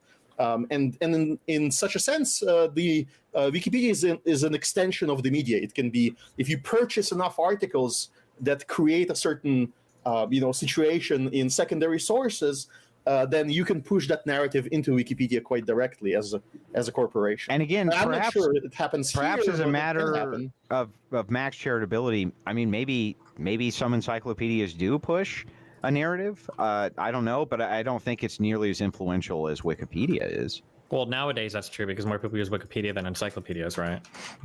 Right. Yeah. So I mean, that kind of goes to the point, though, right? I should have asked for a trigger warning first. I hope Dylan and Destiny can handle this burn. Wally Jenkins for $2 says Dylan plus Destiny equals doo-doo brain. Nice. Which I feel awesome for having you say that. Thank you, Wally, for the donation. Also, shut the CJH fuck up, Dylan. 5239 for $10 again says, imagine with all this great discourse, the left and the right meet in the middle and enact policies to become another century of great American exceptionalism, issuing another golden age. Great panel. Thank you so much. Someone got something. Fuck commies. All the great minds on the panel. I think, you know who stole the show, as always? Vaush, with his call-in, as always. We're all humbled with his greatness. Kenneth G for $1.99 says, fork fun for Destiny, and I love a good bowl of pho. I noticed you're eating noodles, but you didn't have a fork? Is that what they're saying? Me? I have like rice and chicken. Is Dylan chewing on a sock? Oh. All right, a couple more, almost finished. Marshall Ford for $4.99 says, can Dylan Burns admits the media lies with the latest Russian missile strike? I guess Russia wasn't officially out of missiles, huh? I don't know This which emoji. Russian terror attack they're talking about, but there's so many constantly. Kind of hard to know. I don't know. There was one more that came in, so let me And there's a put that couple up. on Dono, Rob, that I can read. Okay. Real quick, let's get to Mooters for 10 some European bullshit or something. I don't know what that is. Considering bad things get more attention, do you think that media headlines and overall negativity skews people's worldview, causing depression and anxiety for profit? Fair Yes. question. Yeah, almost for sure. But people, I mean, like people seek it out. It's really unhealthy. Would that be? Like I don't think it's capitalistic profit. I think it's profit in the sense of weakening society and allowing those people who are in charge to remain in charge. Okay. Another one. They here. can operate at a loss at the local level. Like Washington Post can remain at a loss for the next 100 years if it pushes the right Jeff Bezos agenda. Okay, real quick, get through the end of these. Drew the Dogman for $2 says, is Destiny a third grade teacher now? My guess is that's a reference to blue hair. Just saying, I don't know. That's my guess. But could be taken a lot of ways. Oh, who knows? Dona, Andrew, do you real quick have a couple from Dono and then we'll get people out of here? Yeah. So the big ones on Dono chat, $30 came in from Joseph Newton. He says these leftists have been completely destroyed. Okay, thank you for that.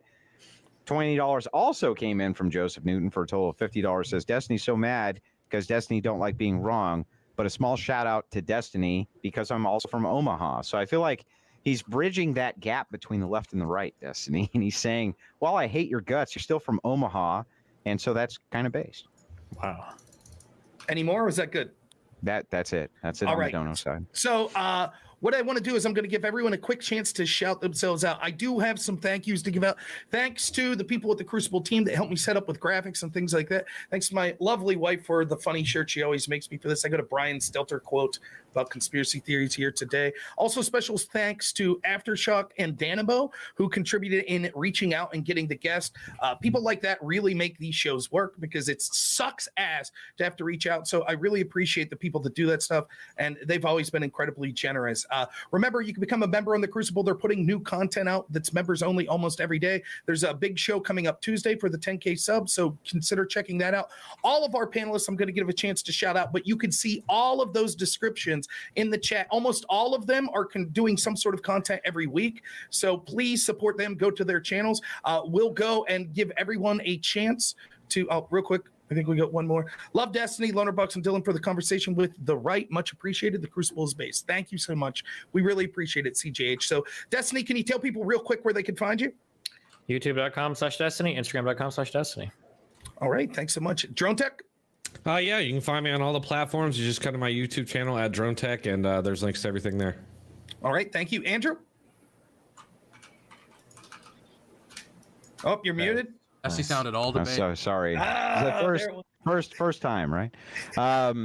You can find me on the one and only Crucible. I'd like to thank everybody for coming out tonight. At all the leftists I argue with, Destiny's probably my favorite one. The rest of them are pretty much dog shit these days. It's pretty slim pickings out there, so appreciate it.